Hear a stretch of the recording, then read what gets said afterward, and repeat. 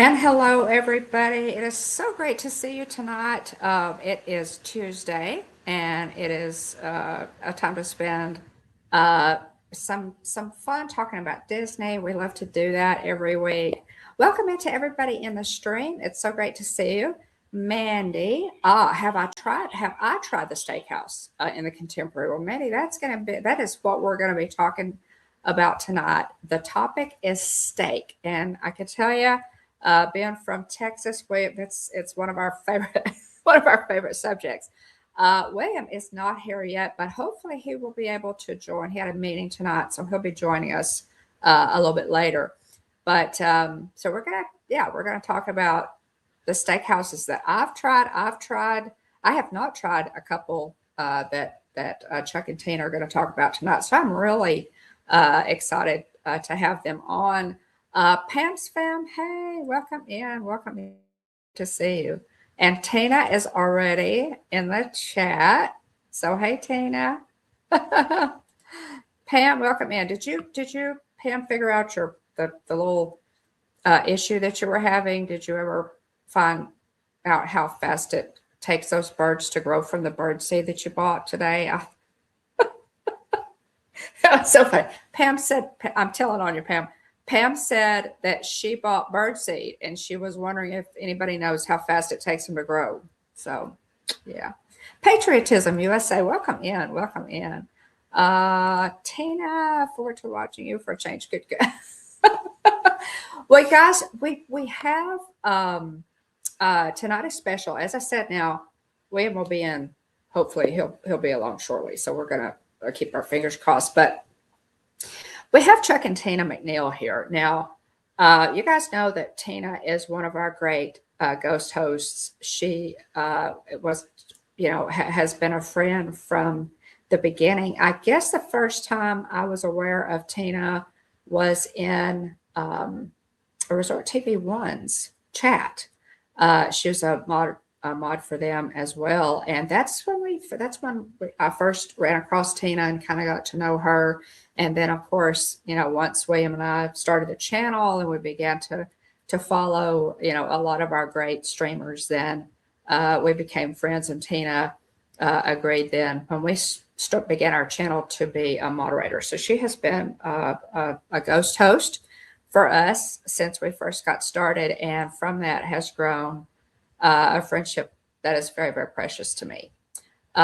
Chuck is rarely seen, as y'all well know.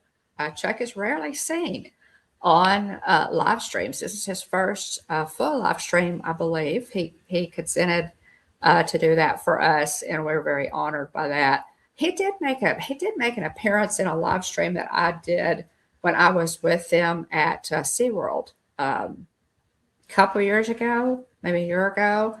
And so Chuck has appeared on a live stream. But tonight will be his first time, to actually be in, a live stream to be interviewed and talk about it. So we're really excited about that. Joseph Dion, welcome in. Well, without further ado, Patriotism USA, welcome in again, Joseph. It's good to see you. Let's see. Okay. Joseph, it's good. Welcome. It's good to see you. We're going to talk about steak tonight. Without further ado, let me bring Chuck and Tina into the live stream, and welcome, guys. Hi, everyone. I cannot tell you how excited I am to have y'all here. We're excited to be here. Yeah, at least, I'm a little bit scared, but Chuck, you just be yourself. I can't tell you how excited I am. Of course, Tina is so gracious always to come on for topic I'm talking about. When I ask her if William's going to be out, she helps me co-host a lot. And but Tina, we have been blessed. I've been blessed to meet you guys at Walt Disney World a couple of times, and we've been to the Mickey's Very Merry Christmas Party a couple of years, and those live streams are on our channel if you want to see that craziness. the cars with two Mickeys. Well, 4 Mickeys if you count all 4 of our Mickeys. Yes. Four Mickey popcorn. That will be buckets. forever one of my favorite memories. We bought those Mickey pop. It was the Soldier Mickey popcorn buckets, and they're like 18 inches tall. And so Tina had 2, and I had 2. Plus, I had we had our backpacks. I had my streaming equipment. I was live streaming. We had our bags. We had bought stuff by that time, so we had all this stuff, and it was just tons of fun that we were carrying there at Mickey's Not So Scary Halloween party, or Mickey's Very Merry Christmas party, actually. So hey, Robert, welcome in. Aw, Patriotism USA. Thank you. Yes, thank you, Nicole. Good to see you. So we have, we just, have kind of forged a neat friendship. Chuck, I met you on a trip subsequent to the first time I met Tina, and I just love you guys. We just kind of, hit it off, and we formed a friendship, and y'all are just very precious to me. Well, We feel the same. we love you too. Well, thank you. So, tonight, okay. Let's go ahead and jump right into our topic, because I know that y'all have a lot to say, and I want to hear everything. I want to hear everything that you think about steak in Orlando specifically. Now, Tina, of the 4 steakhouses that y'all went to, were all of those on Disney property or just 3? Well, I think Bull and Bear is actually on Disney property. It's just not one of the Disney resorts. It's at the Waldorf Astoria on what is that parkway, Bonnet Creek. So it's on the Bonnet Creek, in the Bonnet Creek area at the Waldorf Astoria. So most of these are either actually in one of the resorts or close by. I think all 4 of them are actually on Disney property. Yes. Yeah. But I tell us about what brought all the now to those of you in chat who know Chuck and Tina, you already know that their favorite steakhouse for many, many years, especially you, Chuck, has been Shula's, which is located in the Dolphin at the resort there at Disney. And Shula's actually was started by Coach Don Shula of the Miami Dolphins. Miami Dolphins, yeah. So that, so to me, their website says former football coach Don Shula's clubby chain aged beef and other steakhouse fare, serving aged beef and other steakhouse fare. So there is still one located in Chicago. But don't tell him that. Obviously, Road trip. Roach, exactly. There is still one in Chicago. But it had, how long had it been there, Tina? Do you know how long Shula's had been open there at the Well, Dolphin? it was an established restaurant when we first went there in 95. Now, what would you say? Probably 90, 92? Yes, yeah. Yeah.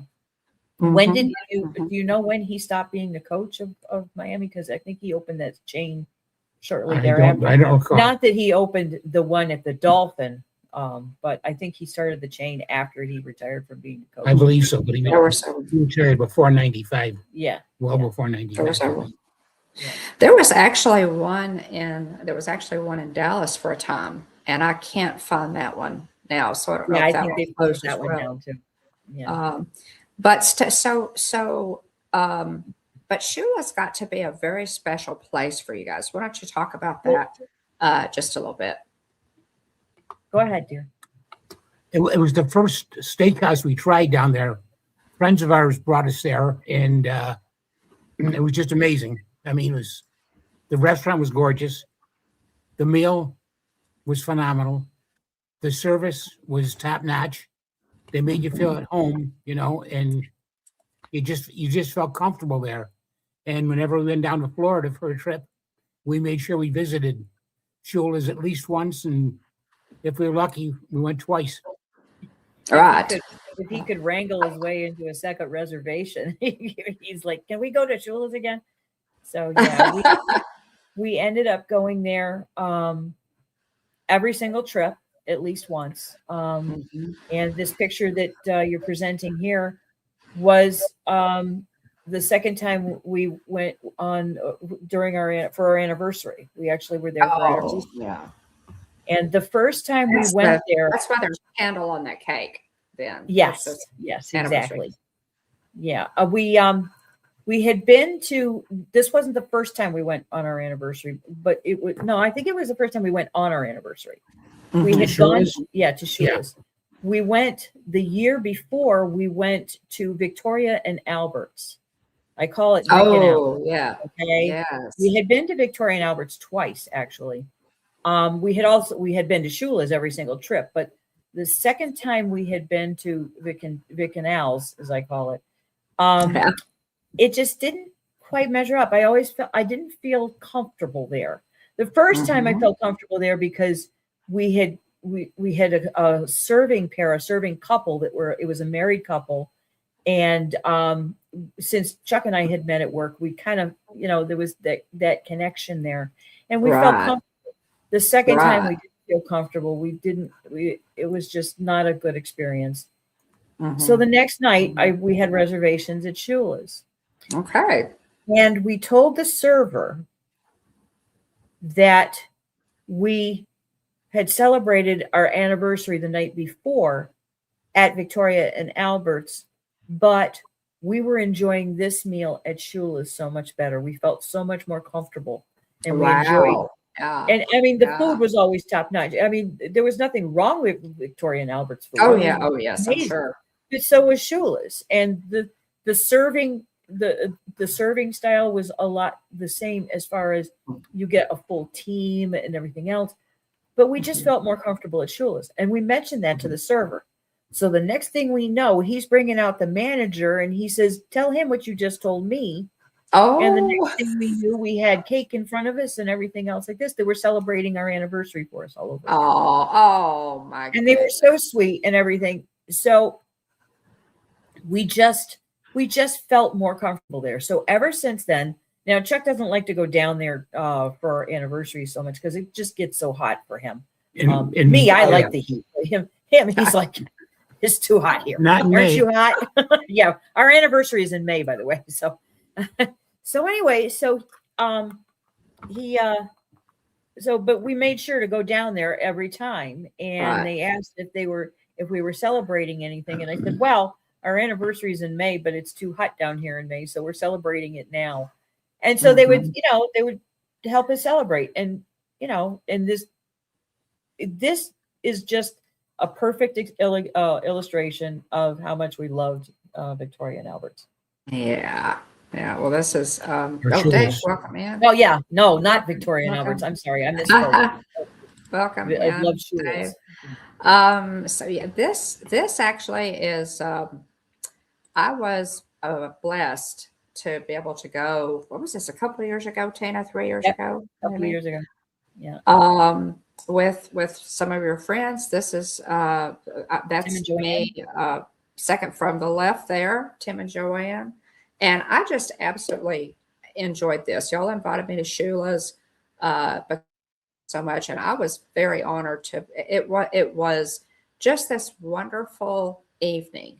Sometimes you just all of us have those those evenings out where it's just so relaxing, and the company's excellent, and the food is wonderful, and it's just this wonderful fellowship.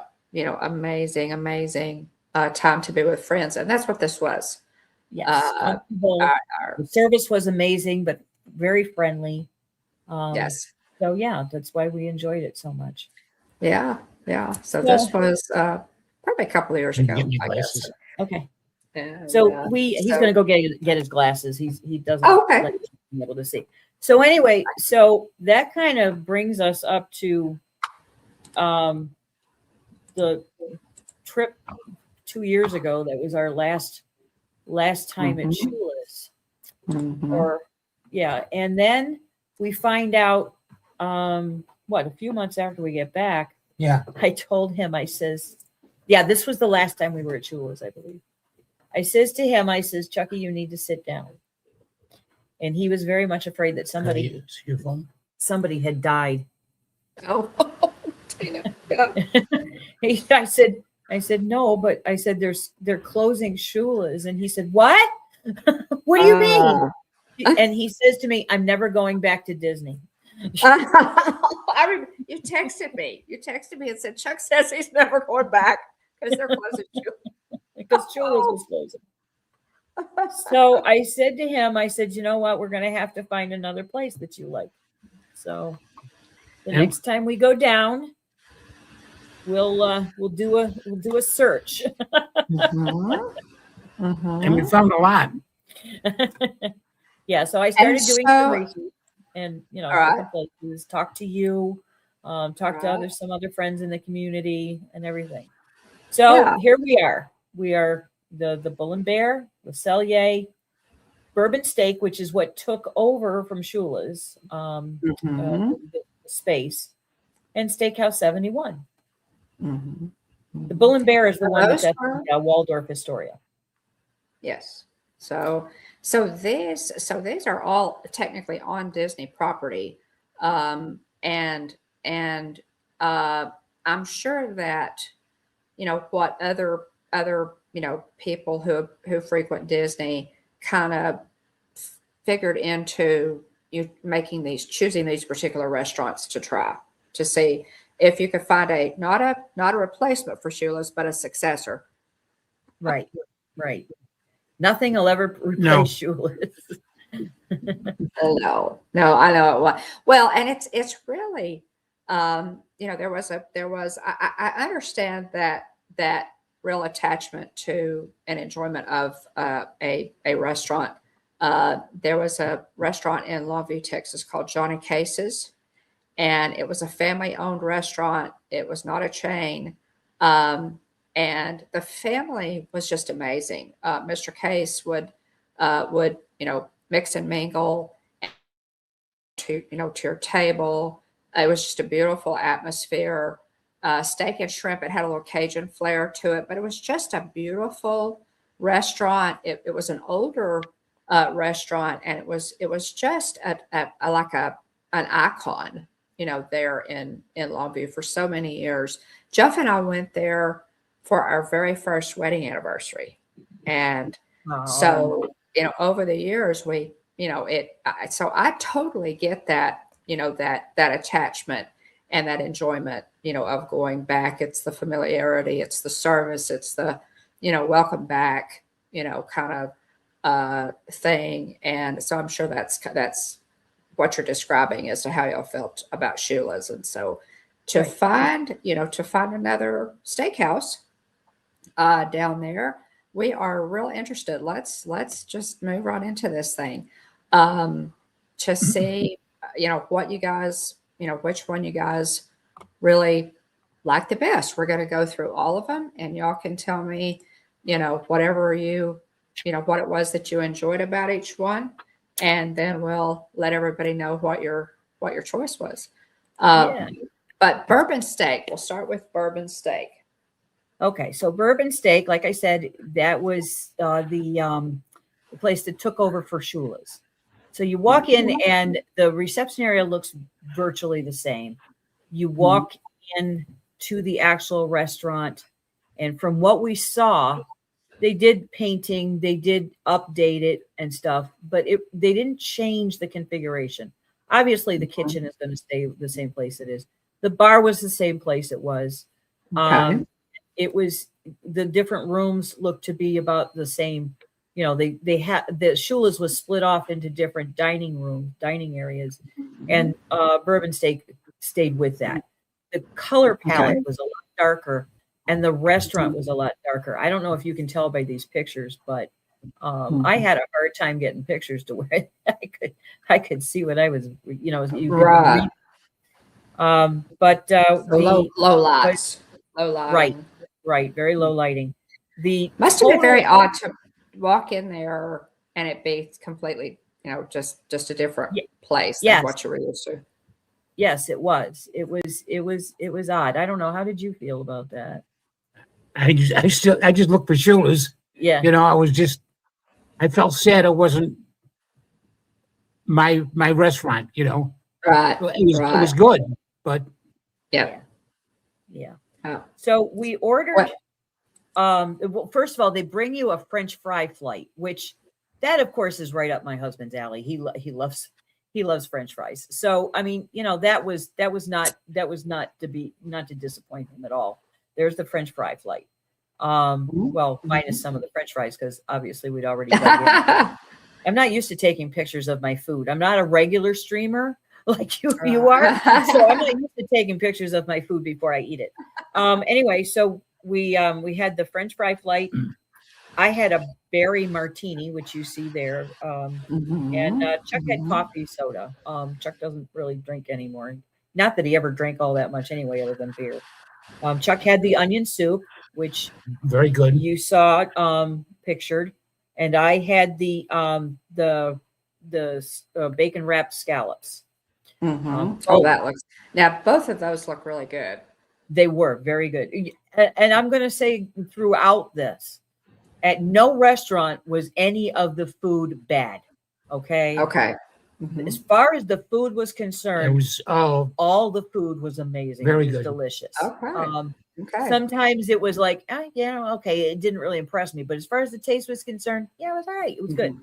But Nice. Anyway, Yeah. so these were for our appetizers. Like I said, I had the bacon wrapped scallops.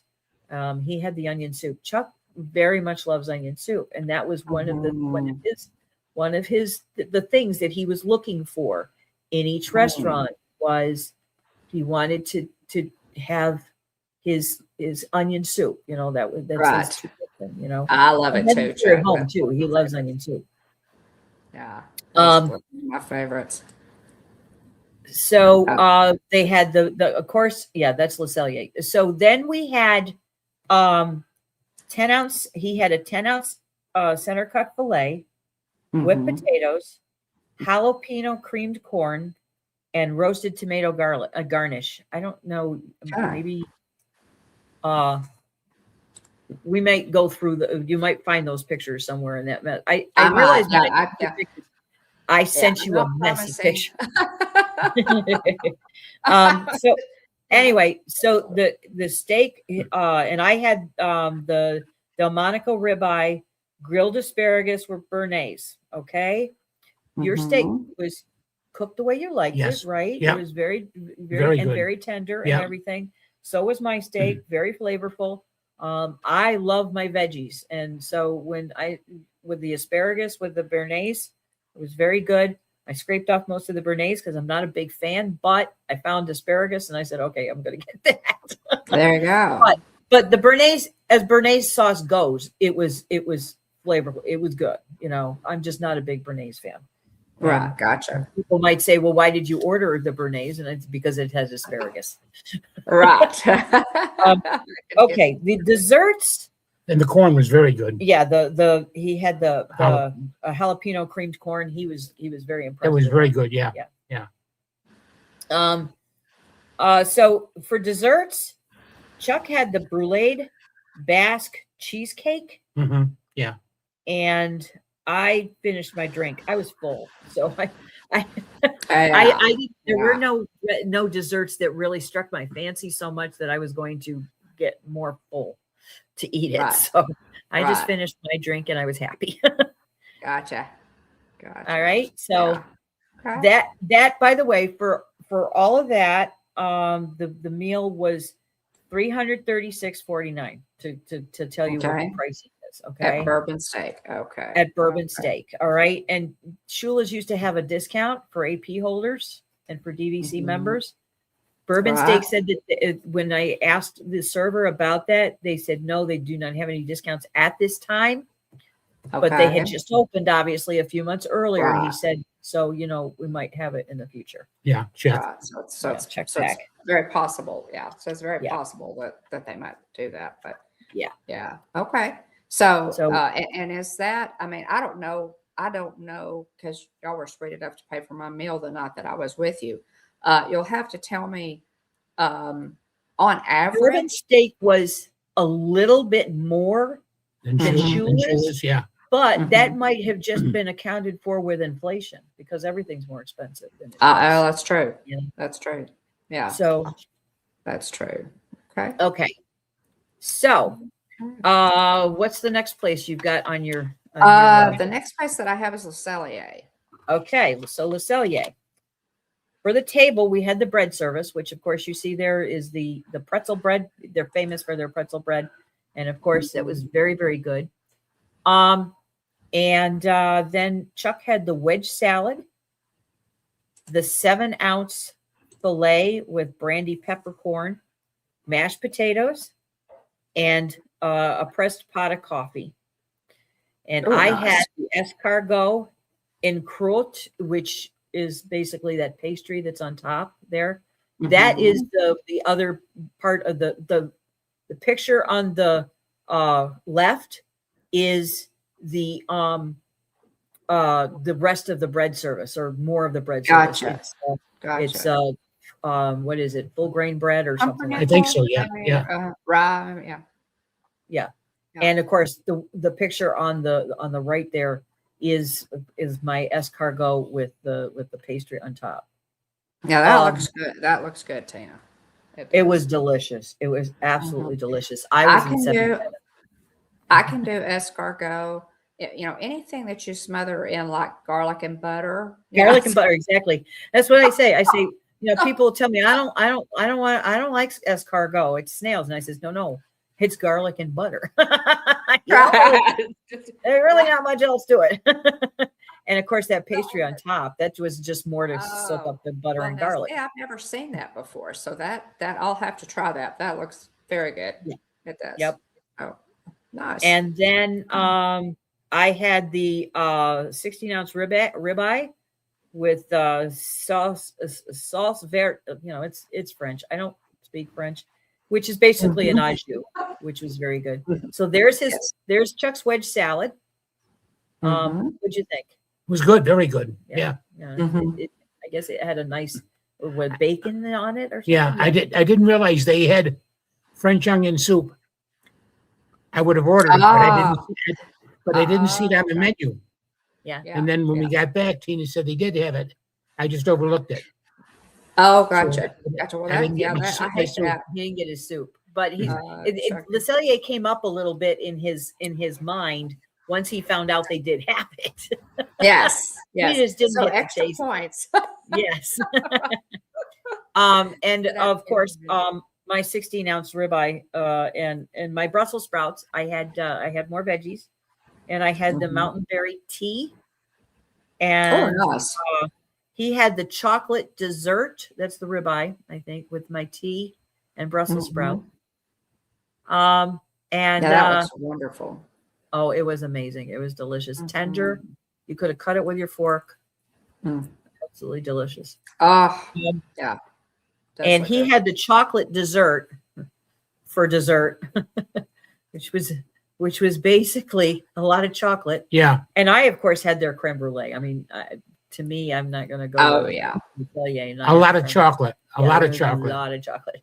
Yeah. A lot of Now, if I'm not mistaken, these are the two desserts that Jeff and I ordered as well at Le Cellier. And this is like death by chocolate. And he loved it. He absolutely loved it.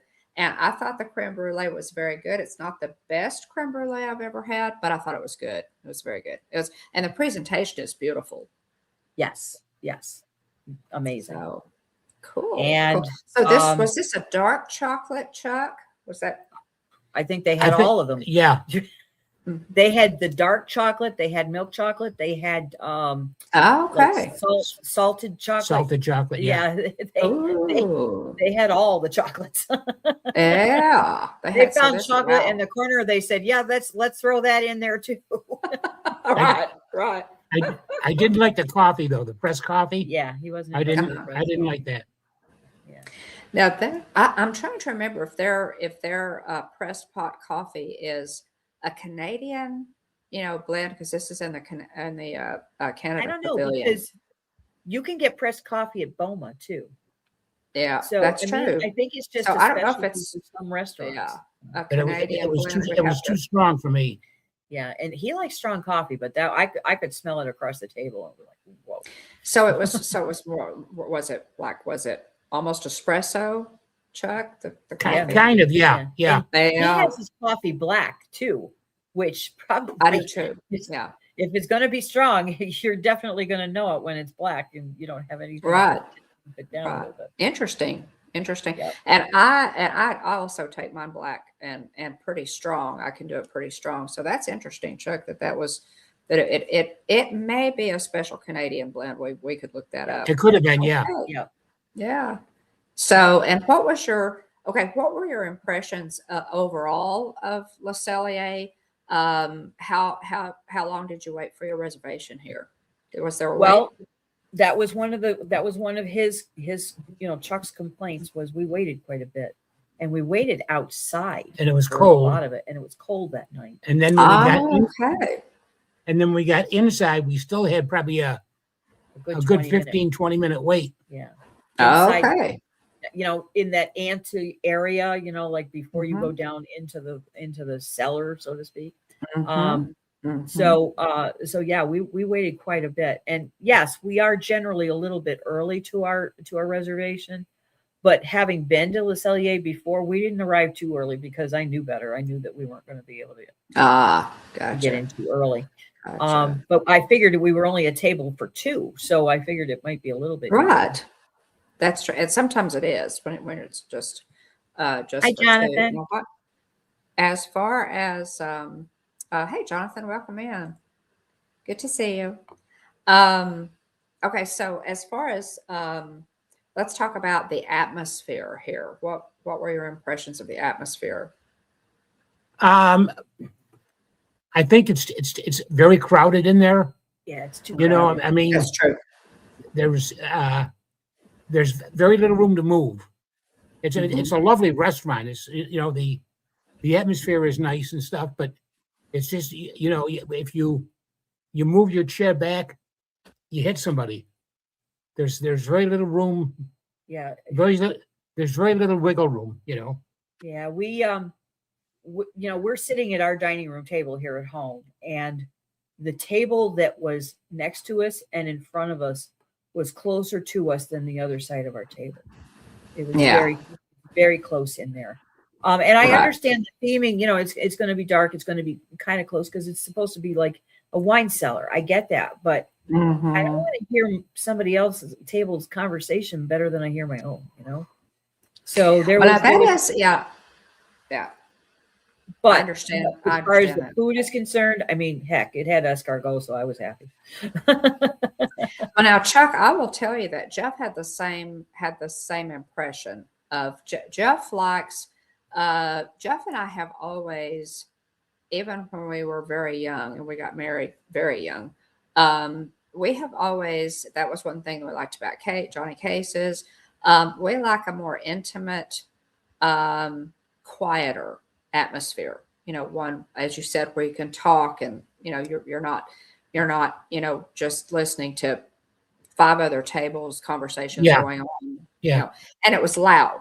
It was loud. Yes. I thought. Yeah. At Well, La I mean, Cellier. it's because it's that stone look, Yes. so I imagine it kind of tends to echo and, bounce off. the Yes. stone too, Yes. so, In addition to there be a lot of people, in the area, there's no sound buffering at all. So, but now but okay. So, as now Tina, you said, let me look here. What you sent me, y'all, what was your scale of 1 to 10? What was your of just the meal scale of 1 to 10? What would y'all rate Le Cellier? Me, I would say probably an 8.5. I was Mhm. I would say 8 only because I didn't see the French onion soup on the menu. If I'd seen it, I'd give it an 8.5. Right. Okay. So you'd say 8. Okay. Okay. Yeah, before They I do move have. I on, had the French onion soup. It's very good. So Yeah. yeah. Okay. That's the thing. I think So, when I booked it, I thought that they had onion soup, and when he ordered the wedge salad, I was like, "Oh, really? You want a wedge salad?" I didn't realize he didn't see the onion soup on the menu. yeah, yeah. Anyway, it was Now I know. 223.66. That was before the Okay. 10% discount for AP and DVC. That was before Yeah. the, okay, gotcha. Yeah, that the Before 223.66 was before the the AP or DVC. It's the same 10% discount. So Gotcha. uh Gotcha. but Okay. and this was, so it was probably comparable as far as price is concerned. Mm-hmm. No, it wasn't. Never mind. Forget I was going to No, say that. no, it wasn't. Yeah. No. Yeah. So It was a lot Yeah. less expensive than Burt's. it was, yeah, which is interesting. The price differences are probably going to be real interesting to me tonight. Yeah. And that, I mean, that figures into it, because sometimes when you go out for a meal, you sometimes you want to, you don't mind spending a little more, and sometimes you're not really into that. So the Right. pricing always kind of figures into it as well. And vacation, we spend a little more, we kind of, Yeah. Yeah, most- we tend to when we But, want to when we go to vacation, we go out to dinner. We say we'll figure it out later. right. Okay. Right. So Right. this is the Bull and Bear. Mhm. The Bull and Bear was, I don't know, to me, it was probably the most impressive of all four. Ah, But okay. let's get into specifics first. There was Okay. rolls of bread service for the table. Chuck had coffee and soda, Caesar salad, which you see here in this picture. That's one of the presentation that they have. He does the salad, the Caesar salad at the table. Now, mind you, Okay. it's mostly lettuce, but the dressing is what he's making in that bowl, and the demonstration of that thing is, I mean, he must have been there doing it for like 7-8 minutes. Probably, yeah. Mixing it all and everything else like this. Okay. And So there's a lot of, you said there's a good bit of that at Bull and Bear. Yes, are, there's a lot of presentation about, I would say about half of the stuff that you order, there's either a demonstration involved and or there is a wonderful presentation to the gotcha. the Nice. dining item. Okay. Nice. So then he had corn soup. He had the 8-ounce filet, French fries. Oh, that's mine. This is an okay. appetizer, Tina. Yeah, this is the shrimp, the chilled shrimp. Wow, And this it's is glowing ice. Yeah. It's Yeah. got one of those little candle things inside of it because I had to check it out and find out how they were doing this. This Of course. I'm not just going to say, "Oh, how cool," and eat my shrimp. And I want to find out how they're doing that. It was really neat. So Yeah. it was just beautiful. Yeah. a couple of that is- huge that is shrimp, maybe even 3 beautiful. huge shrimp. I think 3. Yeah. But Nice. I mean, it was this ice sculpture, and inside the ice sculpture, they have this candle thing. It's So not really pretty. fire. It's like a luminary candle. So Right. Nice. but it was Oh, beautiful, absolutely beautiful. Yes. Yeah. Yep. So that's a treat. That's a treat. Yep. Very much a treat. Okay, so after the appetizers with his salad and my glowing shrimp, he had the corn soup. He had the 8-ounce filet, French fries, cream corn, and I had and frites, which is French fries, and I had okay. maybe the soup. that was the bread and rolls. That was the corn soup.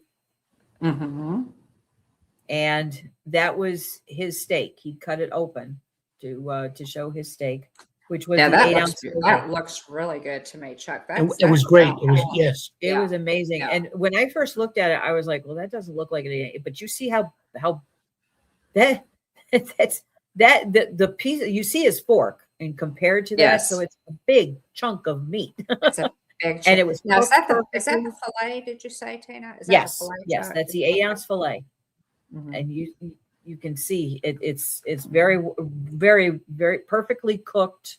He Oh, said it was yes. very tender and everything. Medium. And Mhm. and I had 1 glass of wine, chilled Mhm. shrimp, which you saw with the glowing ice, a New York strip Mhm. with that's the bread service. Gotcha. With the blue cheese crust, Mhm. asparagus. Okay, so that Gotcha. roll there, the roll that was on the left-hand side, it basically it was like a butter roll, and of Mhm. course I had to add more butter to it, so it was Oh, yes. it was so flaky and so it was Mm. delicious, absolutely delicious, so tender. Yeah, so this was like a And homemade yeast roll, probably? yes, yes, and the other one was sourdough bread. Wow. Okay. Both, I'm a bread person, so that could Yeah, be dessert for me. yeah. Well, That that's could the be thing. dessert. Same with us. Yeah. Right, right. Yeah. So there's, So and there's okay, so yeah, the the fries let and me everything. see these pictures here. Okay, so we've got his steak. I think came with an onion ring, or mine did. There's the Mhm. asparagus. There's the French fries, Mhm. which had different sauces to it. He told us it Ah. was one was ketchup, and one was Ooh. it wasn't blue cheese and it wasn't ranch. It was I forget, but I forget. It's probably Mhm. on the menu somewhere if I could actually see that. Mhm. But Yeah, so those are like steak fries. Yeah. yes, yes. They're like steak And fries, the big thick you ones. see how big, yeah, you see how big of a serving that is. And same with the corn soup. You saw how big of a serving Yes. that was. Yes. I mean, Yes. Wow. none of these portions were tiny anywhere Right. in the So restaurant. nice size portions. Yep. There's his corn Let's see soup. this. There's his Yeah. steak. There's my steak. The New York strip with the blue cheese crust. And Mm. Now, how beyond was that, this, Tina? oh, How well? it was delicious. But I'll tell you something. I shouldn't have had the blue cheese crust, even though I really do like it, and I love the flavor of it. It kind of overwhelmed the steak a bit.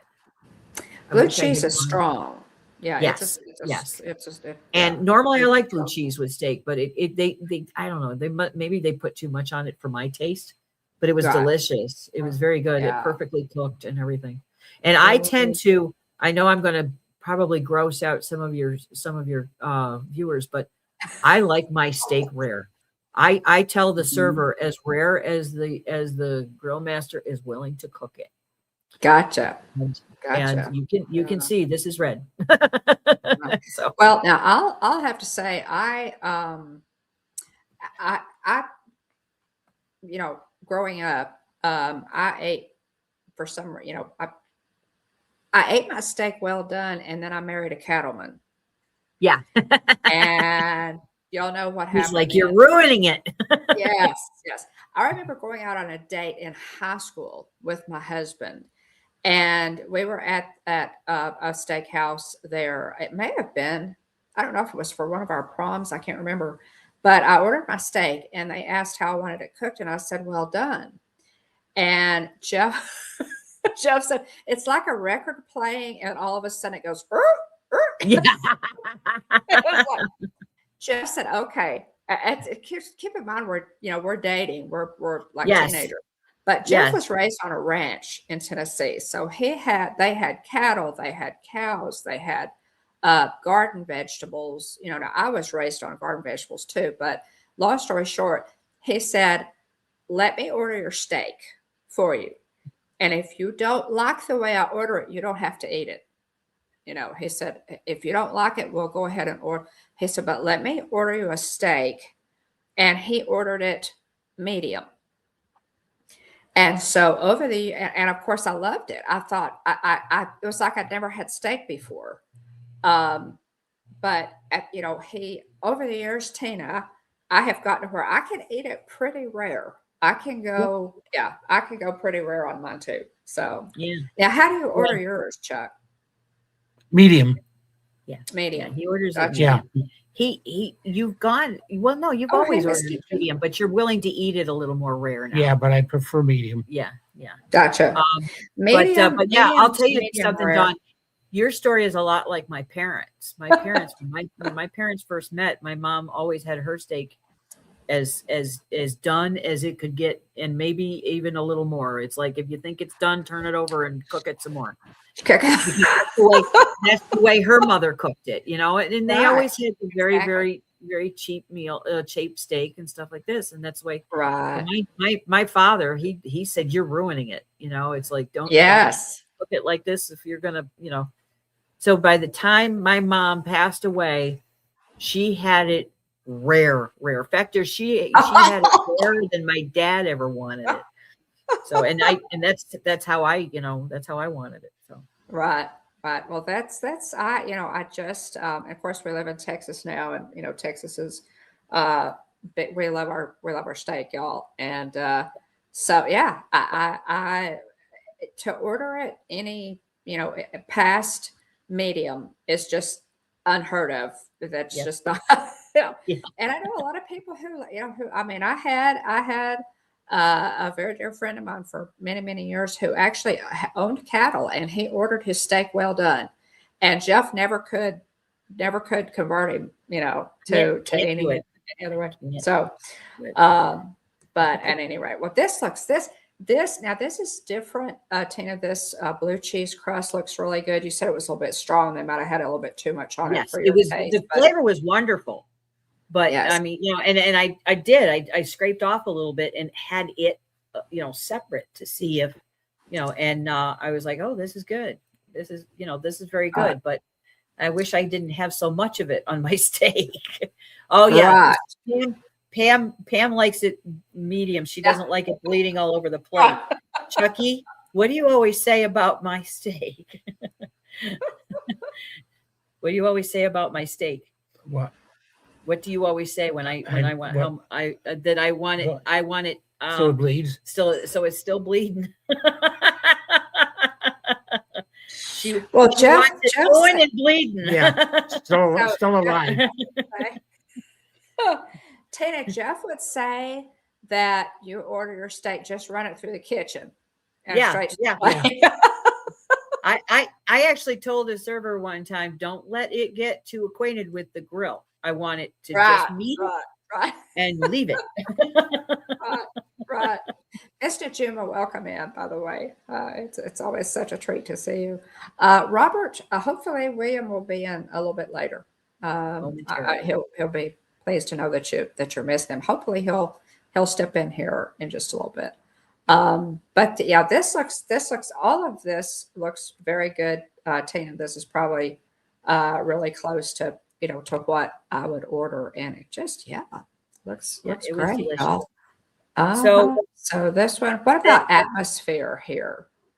It was dark, but the thing is that with all there was an awful lot of demonstration that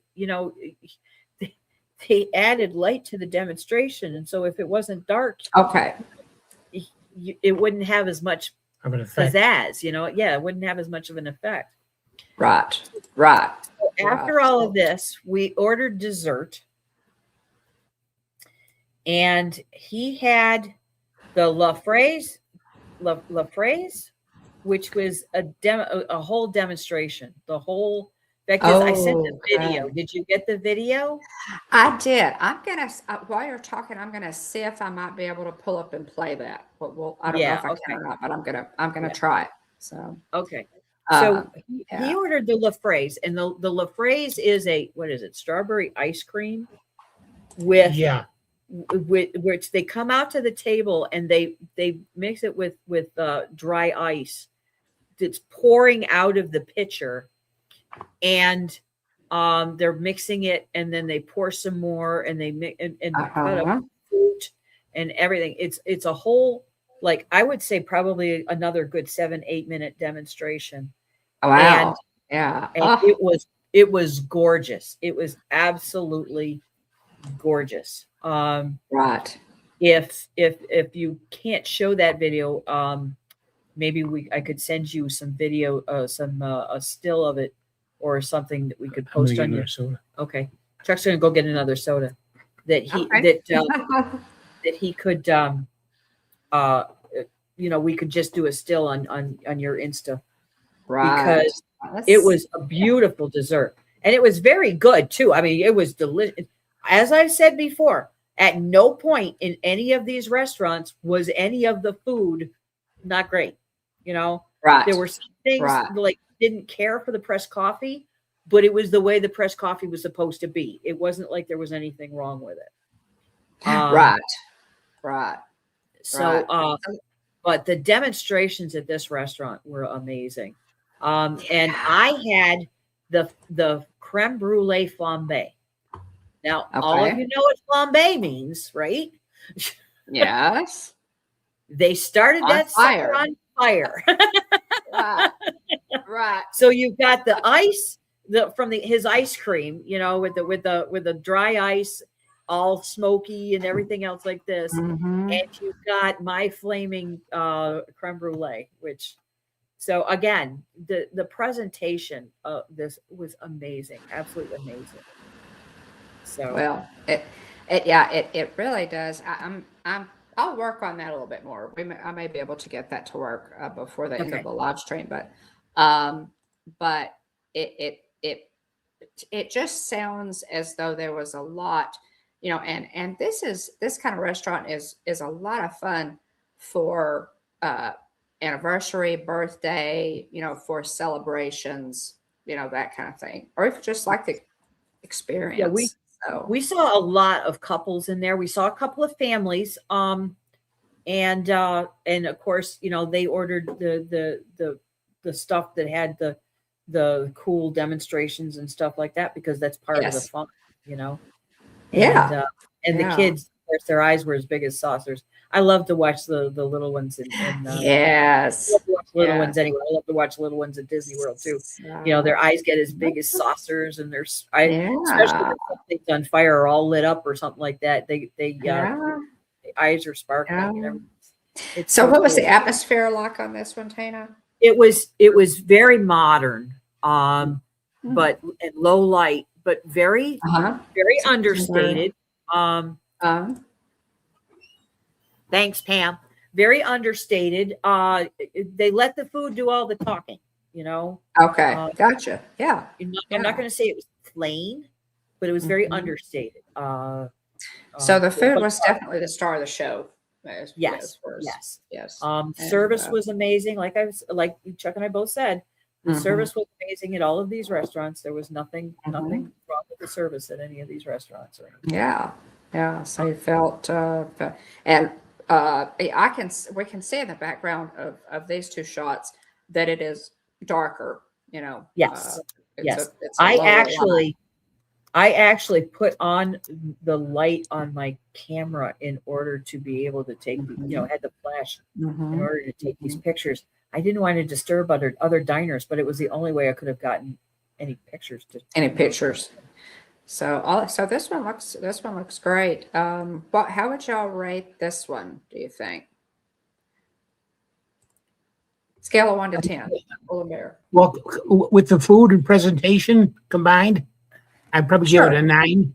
A Yeah. 9. Gotcha. I would give it a 9, but Okay. this is the ding. It was $486.71. Ooh, Tina. So is this the most expensive then that you Yes, did? by far, this is the most expensive restaurant we went to. And it was how much was it? For $486.71. Pam was talking about earlier the previous restaurants I listed wow. was her food budget for an entire week. I imagine that was probably her food budget for an entire month. Yeah. But I told him, I says, Y'all we're wanted to looking try. for a restaurant to take the place of Shula's. I said, let's go ahead and go for it. Order whatever you want. Because we're Right. only gonna do this once. Right. Sure. So this was an expedition to really enjoy the food and see what was out there. And it's wonderful. It's just wonderful that y'all were able to do this. So this is Bull and Bear. And so Yes. next, And the one thing that was good about this place, I wanted to say we also ordered a dessert for our friend that had come to stay with us overnight. Gotcha. The one thing I was going to say about the Bull and Bear is it's very convenient to our other timeshare. Of course, obviously we're doing Seymour, so we stay at Animal Kingdom. This last time we stayed at the Boardwalk, but then we also moved over to our other timeshare. And this is practically across the street from our other timeshare. So, really? Okay. That's very convenient. Not that we walked there, because across the street down in I'd still be Florida, walking. across the street down is still like 6-lane highway.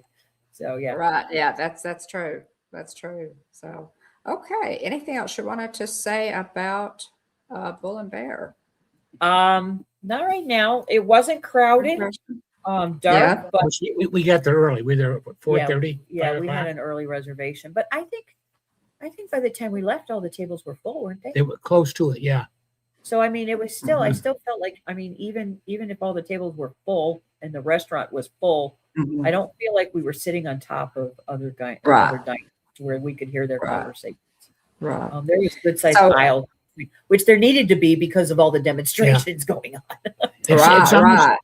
It's almost worth the expense to experience how they present things. Yes. Yeah. So that's the salad, the ice cream, the shrimp cocktail, and I'm sure other things they have. They have. There are several great presentations, but yeah, you can see in the menu. You can see on the menu that they tell you that there's a demonstration, or nice. They don't say so much about the presentations. Like the shrimp. Right. Say that it's lit. Right. So just a beautiful experience, dinner and a show, dinner and several shows. Dinner and several shows, exactly. Beautiful. Gosh, that's cool. Now to Steakhouse 71. Steakhouse 71. Yes, we had onion rings for the table, and Chuck had a 7-ounce filet. He had French onion soup. I had New York strip and charred asparagus and pumpkin soup. Oh, pumpkin soup. Yes, it was delicious. Absolutely delicious. And you were there in November. Yes, we were there in November. Seasonal. So it was a seasonal soup. It was the seasonal soup for the that, I don't know, week, day, month, whatever. But it was delicious. We have a friend of ours that makes a delicious soup, and I would say it rivals Ron's. I wouldn't say it necessarily is better, but it's and the French onion soup. What did you think of the French? It was good, very good. Yeah. Okay. And I had clams. Those are my clams. So at Steakhouse 71, of course, used to be the Wave. It's located in the Contemporary Resort in Walt Disney World. It was formerly the Wave, and they several years ago they redid it, reimagined the whole thing, and it's Steakhouse. The 71 is based on the year that Walt Disney World opened. So it's basically 1971. So when you walk in, they have all pictures of Walt. With different stages of the Walt Disney World. That's one of the things that I like to remember. They always say about Disneyland, this is where Walt walked, this is where Walt was. And I said, wait a minute, Walt was in Florida too. Walt had his heart and soul in Walt Disney World also. He did. And there's pictures of him in it, and yes, I love that. Yeah. Yeah, the entryway is filled with pictures of him walking the property and early construction, that kind of thing. I think there's a beautiful one of opening day. It's really Steakhouse 71 has become a favorite of mine, not just for dinner but also for lunch or breakfast. I love Steakhouse 71 anytime. I truly do. I joined you for lunch one time there. Yes. And if you remember correctly, I was sending pictures of my hamburger back to Chuck. Yes, that stack burger. Yeah. That's their stack burger for lunch is so good. It's one of the best on property. And but when I go, I either order the Floridian eggs Benedict or the steak and eggs. And I have a hard time every time trying to decide for breakfast because both are so good. They're both excellent. Now I will have to say one of the first time that Jeff and I ever went to eat at Steakhouse 71, we went with Jeff and Angela of Diz Our Dream.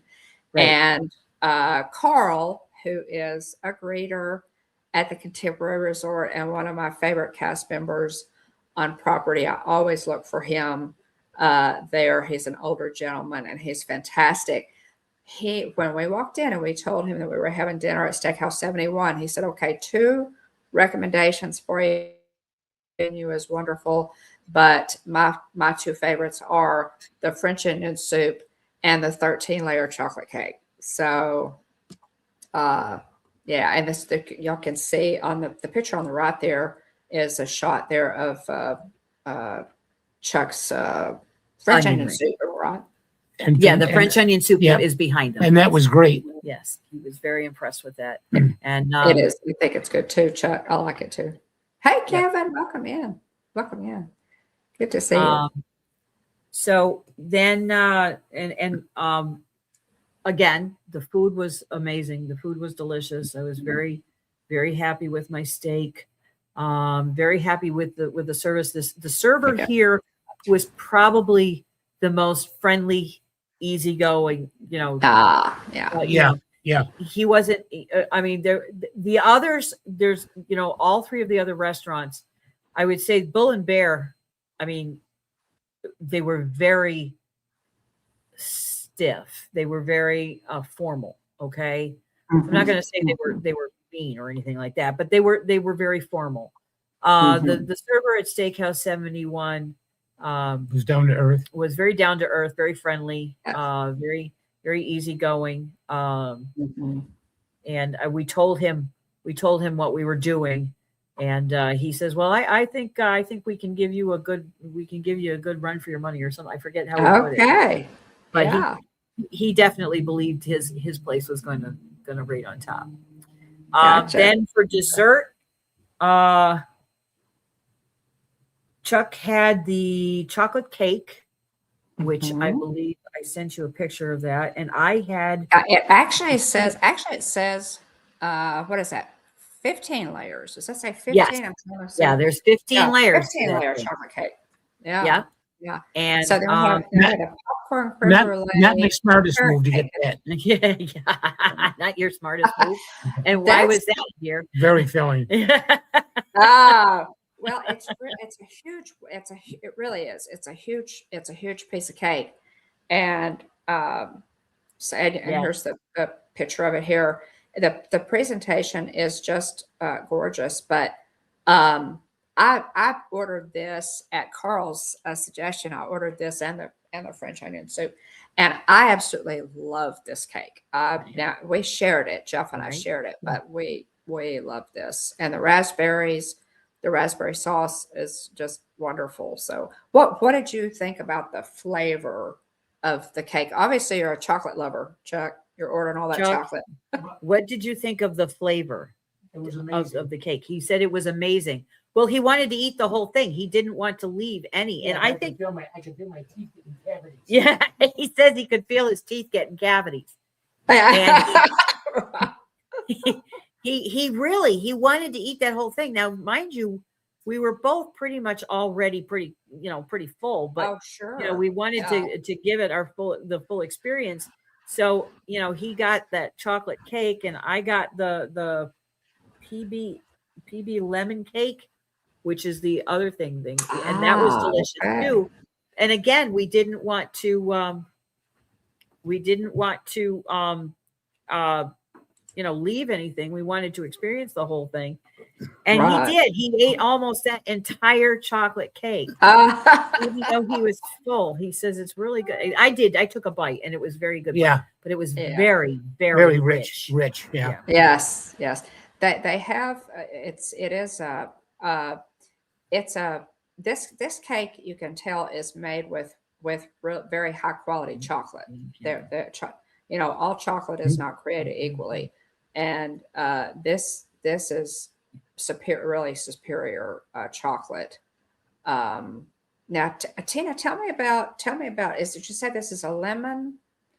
Yeah, cake here. Let me look at the menu here, because I forget the way they called it. What they called it. And Dave said he loves that Steakhouse 71 stack burger. It's one of my favorite on property. Yes, yes, my favorite burgers on property for sure. Yeah. Well, I enjoyed that burger too when I had it with you. Mm-hmm.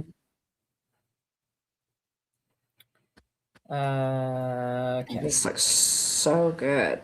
Yeah. Now this one I have the dessert menu. Let me see if I can back up to the dessert menu and be able to see. Let's see here. The lemon cream. Lemon cream. Yes, that's what it is. Okay. Lemon cream, Vanilla which is vanilla cake, lemon curd, blueberry compote, blueberry sauce, and hibiscus meringue. Oh my gracious. It was delicious. And I'll tell you something, all those flavors, I was a little bit worried about that hibiscus, because I've tasted flowers before, and while they might be edible, that doesn't mean you would eat them. Right. But it was very good. It was even the hibiscus meringue was very, very good. And the lemon curd, that's what attracted me to it, was the lemon curd. Right. So he enjoyed that, or I enjoyed that. Enjoyed it. I don't think you had a taste of it. No, you wouldn't let me. You were looking. No, that's not true. But you were looking at that cake and you were like, no, I don't know. I don't want anything else. That cake is huge, y'all. It really is. As tall as it looks on that plate, that's a pretty good representation. I would say it's a good 8 inches high. It really is. And it's beautiful. And there's like right on the tip of the top there is a little bit of gold leaf. It's the attention to detail is classic Disney on that one. I'll have to say, whoever the pastry chef is, I give them kudos, because it just makes things. Absolutely. So that looks amazing. Yeah, it was. And so, what did you guys think of the? So you already said the service was fantastic. What about the atmosphere? The tables are nicely spaced, not crowded, large and airy. Service was great, but all the restaurants really were great. Like I said, my only complaint about Steakhouse 71 is, and I had the same impression with it when it was the Wave too. I just felt like it was very cafeteria-like. Yes. Which he said to me, I know you don't like it, but he says, I like it because it's very spread out. And I did give him, it is. I did say that the room looks very cafeteria-like, but the tables, the way the tables are set up, it's not cafeteria-like. You have your own space. You definitely have your own space. You don't feel like you're crowded. You're crowded around, right. In with other people, like I felt like at Le Cellier, it was right. That's well, and it varies. The noise level kind of varies, depending on how full the restaurant is. But I really feel like Steakhouse 71, for what you get and for the money is very reasonable. I mean, I feel like it's and I have always had a really good experience there with service as well. So yeah. Speaking of this one, this was the least expensive of the four. It was $166. Okay. And you saw $166.48.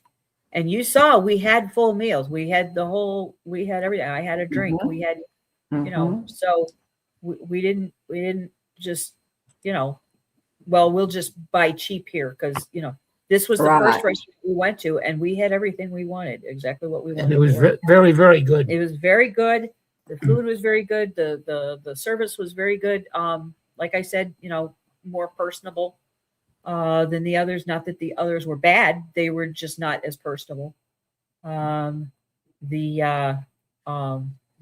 way like I said, the only downside to me is the room feels like cafeteria like.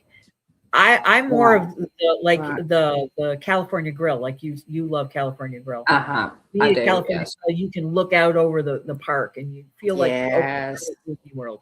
Whereas Yes. Steakhouse 71, even though it's called Steakhouse 71, and I know what the 71 stands for, I could be anywhere. It didn't really feel like Disney to me. Gotcha. Okay. So, all right.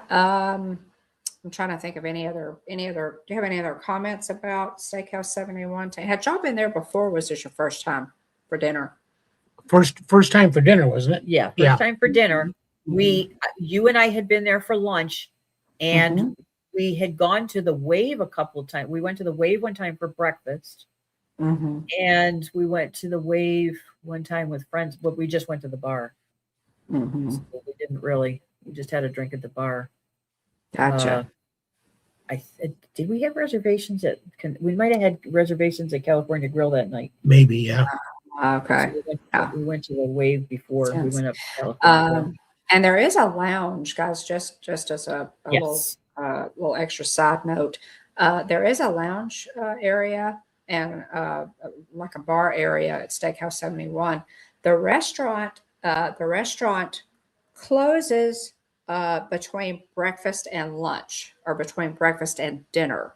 So, but I was in Magic Kingdom one day, and I was just kind of done for the morning. I had done a lot. I had live streamed. I was kind of tired, and that stack burger was calling my name, and so I thought, well, I did not realize that they closed between, for between breakfast and dinner.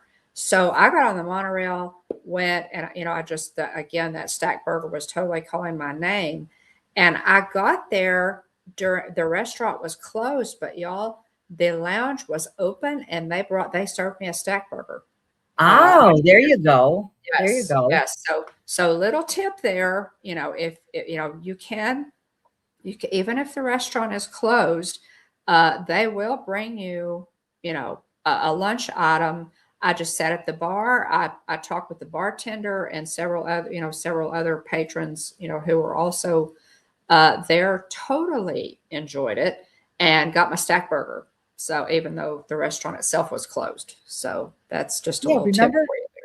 That was the place where the lady, I was talking to the server about the dog or something like that, and the lady, I mean, not that they weren't close, and she wasn't listening in. But when I started talking about my dogs, and she came over. She started showing pictures of her dog, and we were sharing pictures back and forth of our dogs with the lady at the how fun!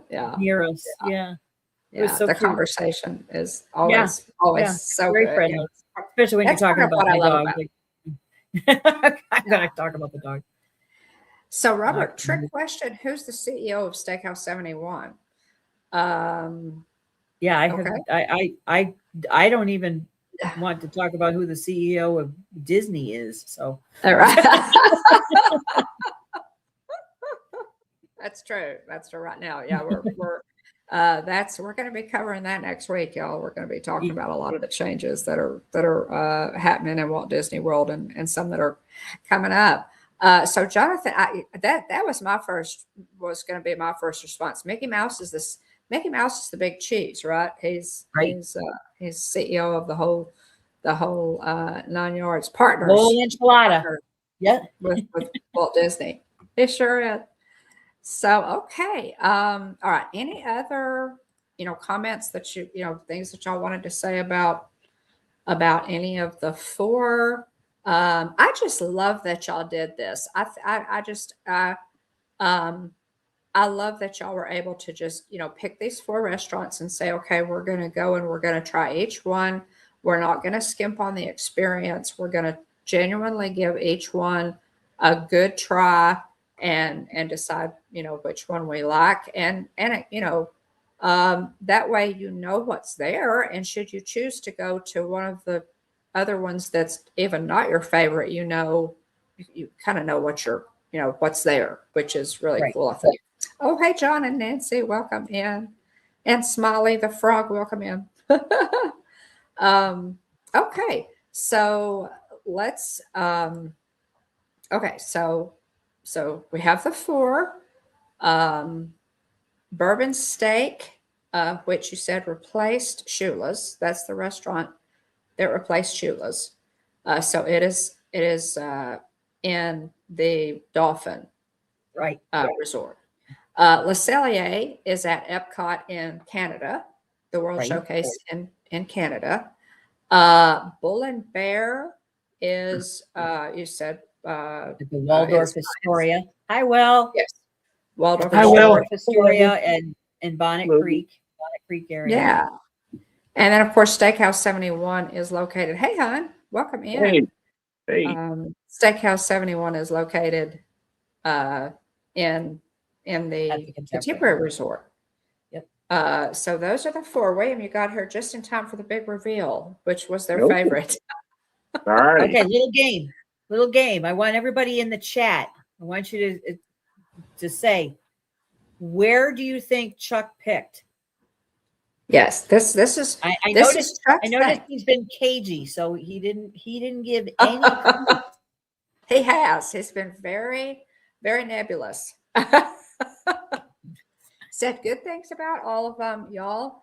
Everybody put in the chat which one you think. Now he told me ahead of time, so I have. But William, you may wanna. Of course, I know you haven't been here for the whole time, but you may wanna just shot in the dark.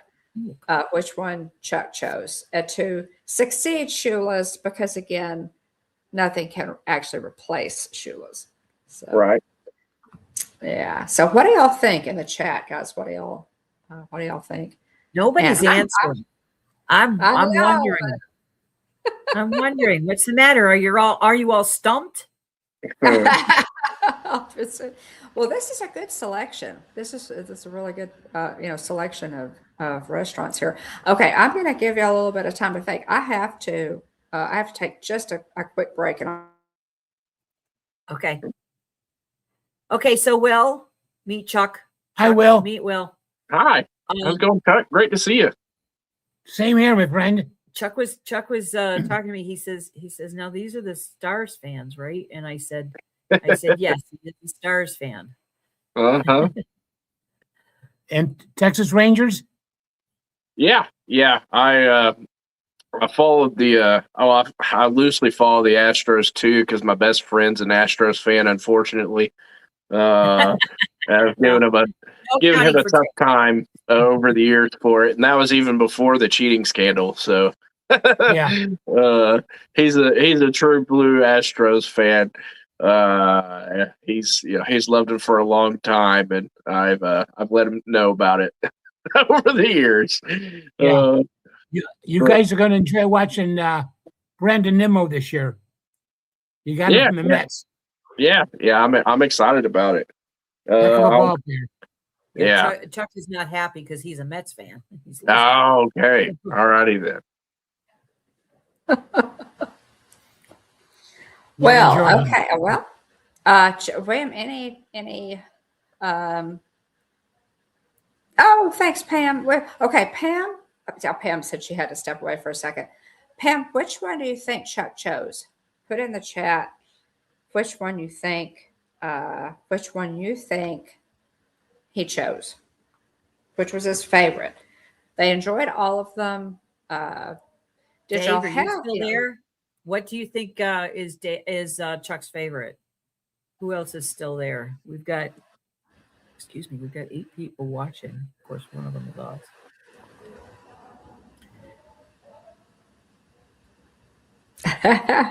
And I know. So, William, you may want to just throw a dart at the board there. Okay, Robert says Le Cellier. Okay. Pam says Bull and Bear.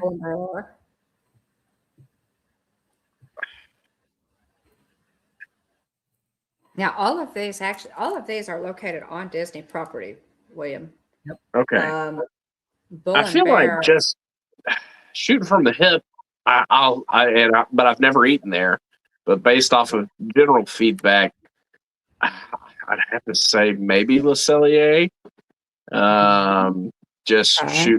shooting from the hip. I don't know. Yeah, I don't know as much about the the other options, but that's just me dropping in with zero context. Yeah, because you hadn't been able to watch it. Right. Right. Well, Yeah, I sorry. I would say it would be hard because Chuck, y'all were both played it real close to the vest. So Right. and I chose to find out, ahead of time. So y'all told me in the green room which one. But okay, so okay. Again, we've got bourbon steak, Le Cellier, Bull and Bear, and Steakhouse 71. And Chuck, which Well, the winner one is. did you choose? Go ahead and say it. Steakhouse 71. Wow. Wow. Yep. Steakhouse Very 71. nice. Okay. I have to admit, it kind of surprised me too, but I was like, no, okay. Wow. Yeah. Well, it surprised me too. What put it okay, over the top for you? What? Tell us. Okay, you went and that's a pretty broad range of price. Price range.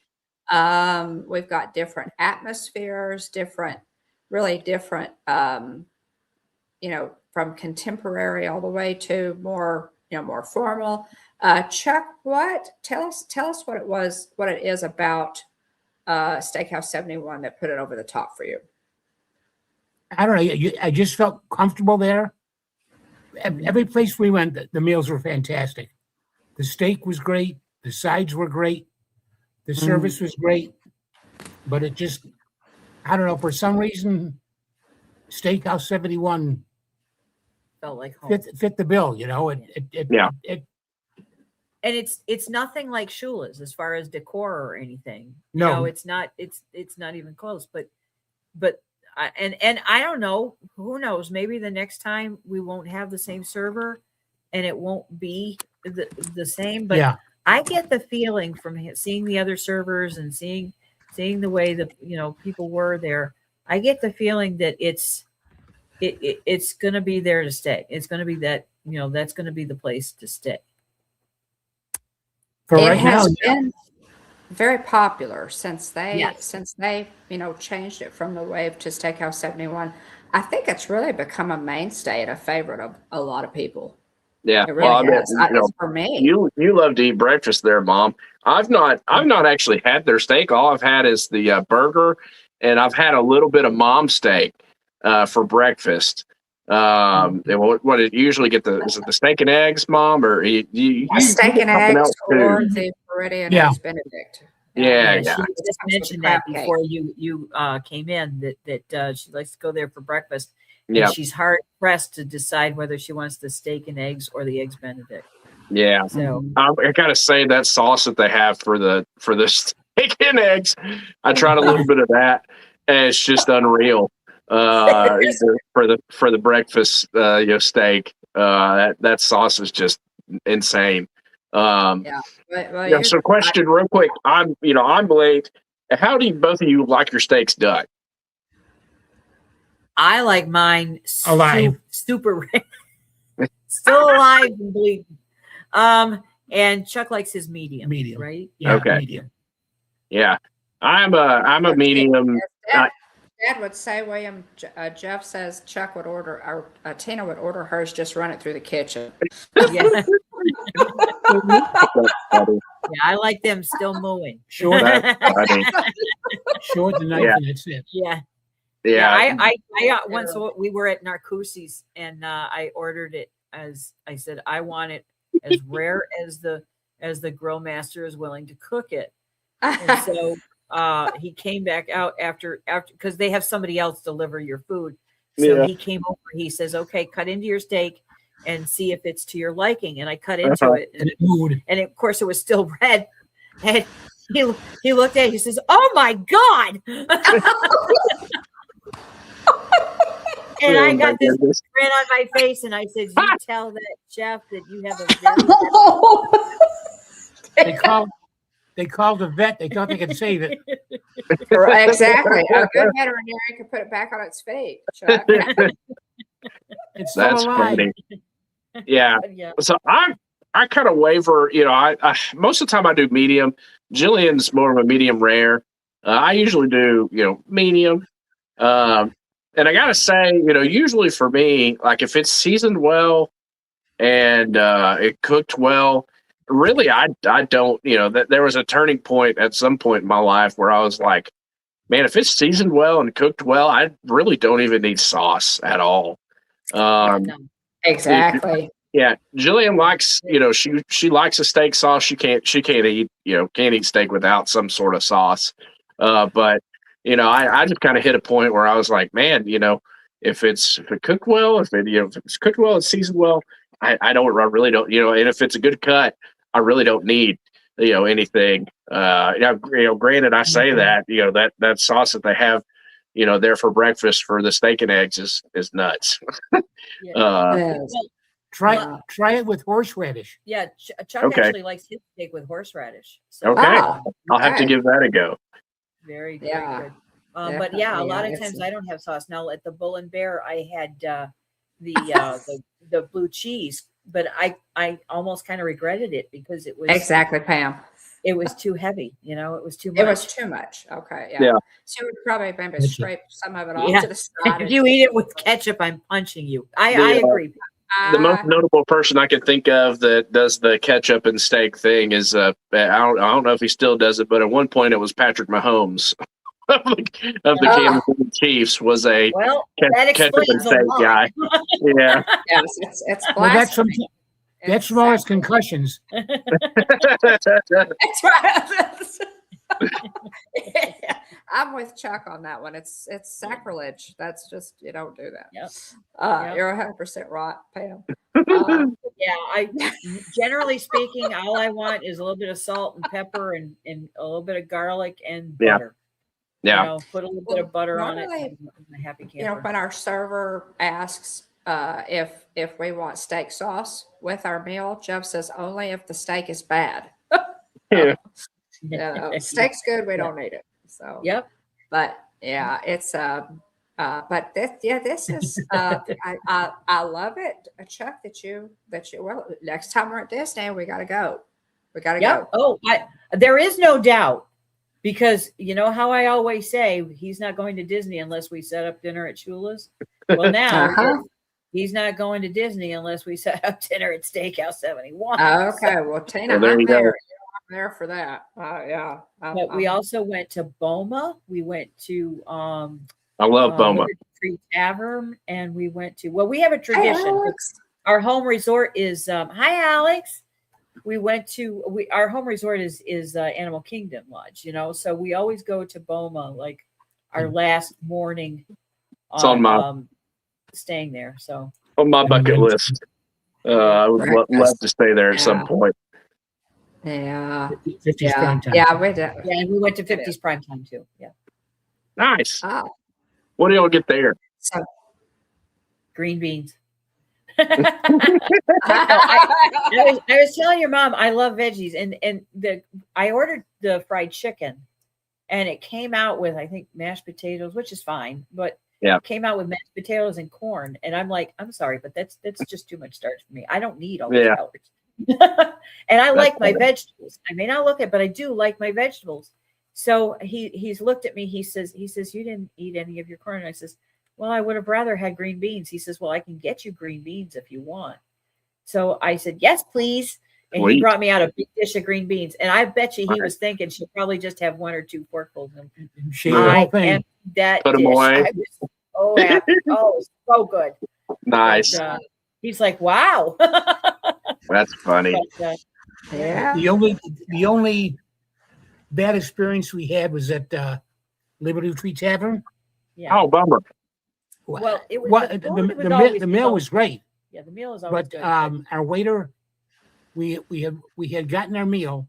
He brought the food out to us, and he checked back like 5-10 minutes later. Do you want any more right now? And we were still eating. So when we finished, we didn't see him again. We were No. looking around for a Because good we 10 were still minutes. a little bit hungry. Oh, Yeah. wow. Okay. We asked one of the waitresses One of the other servers. to Yeah. send him over, but by then we were ready to go. So, Yeah. but it was Yeah. a By good the meal. time But we came over, it was like, yeah, you might as well bring us our check. Yeah. I gotta say, this past trip, with Jillian's family, our main thing was they were 45 minutes past our reservation time, and I was as nice as I could have been, but I said, hey, y'all are eating into our park time. We're Yeah. we're from Yeah, 'cause Texas. You're We're sitting around. You're Yeah. sitting around waiting for that. That was Yep. one of the things that Le Cellier, we waited Yeah. outside in the before the That's what and that's Be Our Guest is still on my naughty Oh, yeah. list. Be Our Guest is not on your happy list. No. I'm very upset. Now They did Jillian not said impress you. apparently they changed the menu since they tried to take my life with the lobster bisque that one time. Yeah. It was, Probably a good idea in that case. Then, huh? yeah. And so it was really funny. I think that there was some sort of like Disney food blog or, somebody covered it, Walt Disney World News Day, or somebody had covered, the lobster bisque coming off the menu, and, Jillian and our friends Garrett and Casey that, that we're, really close with, both are all joking, in the group text, but they took away the lobster bisque. I bet I know why, Will said. Yeah. Oh my goodness. But yeah, it's I understand it's hard to control, folks, and tell folks to, kind of encourage them to get on out of there. But yeah, I was super bummed on that trip specifically because I thought, okay, we're gonna have enough time to get there, eat, have plenty of time to eat, get out of there, and go go watch the fireworks. And Sure. when you're 45 minutes past time to eat, it's like, okay, well, we could have made it. We wouldn't have had a great spot, but we at least could have gotten to the front of the castle to, or at least off to the side, down the Tomorrowland side or something to watch them, and it just didn't happen. Right under where Tinkerbell flies, that's probably a great place anyway. So you would have been able to make it. Yeah. Right. Yeah. But nice.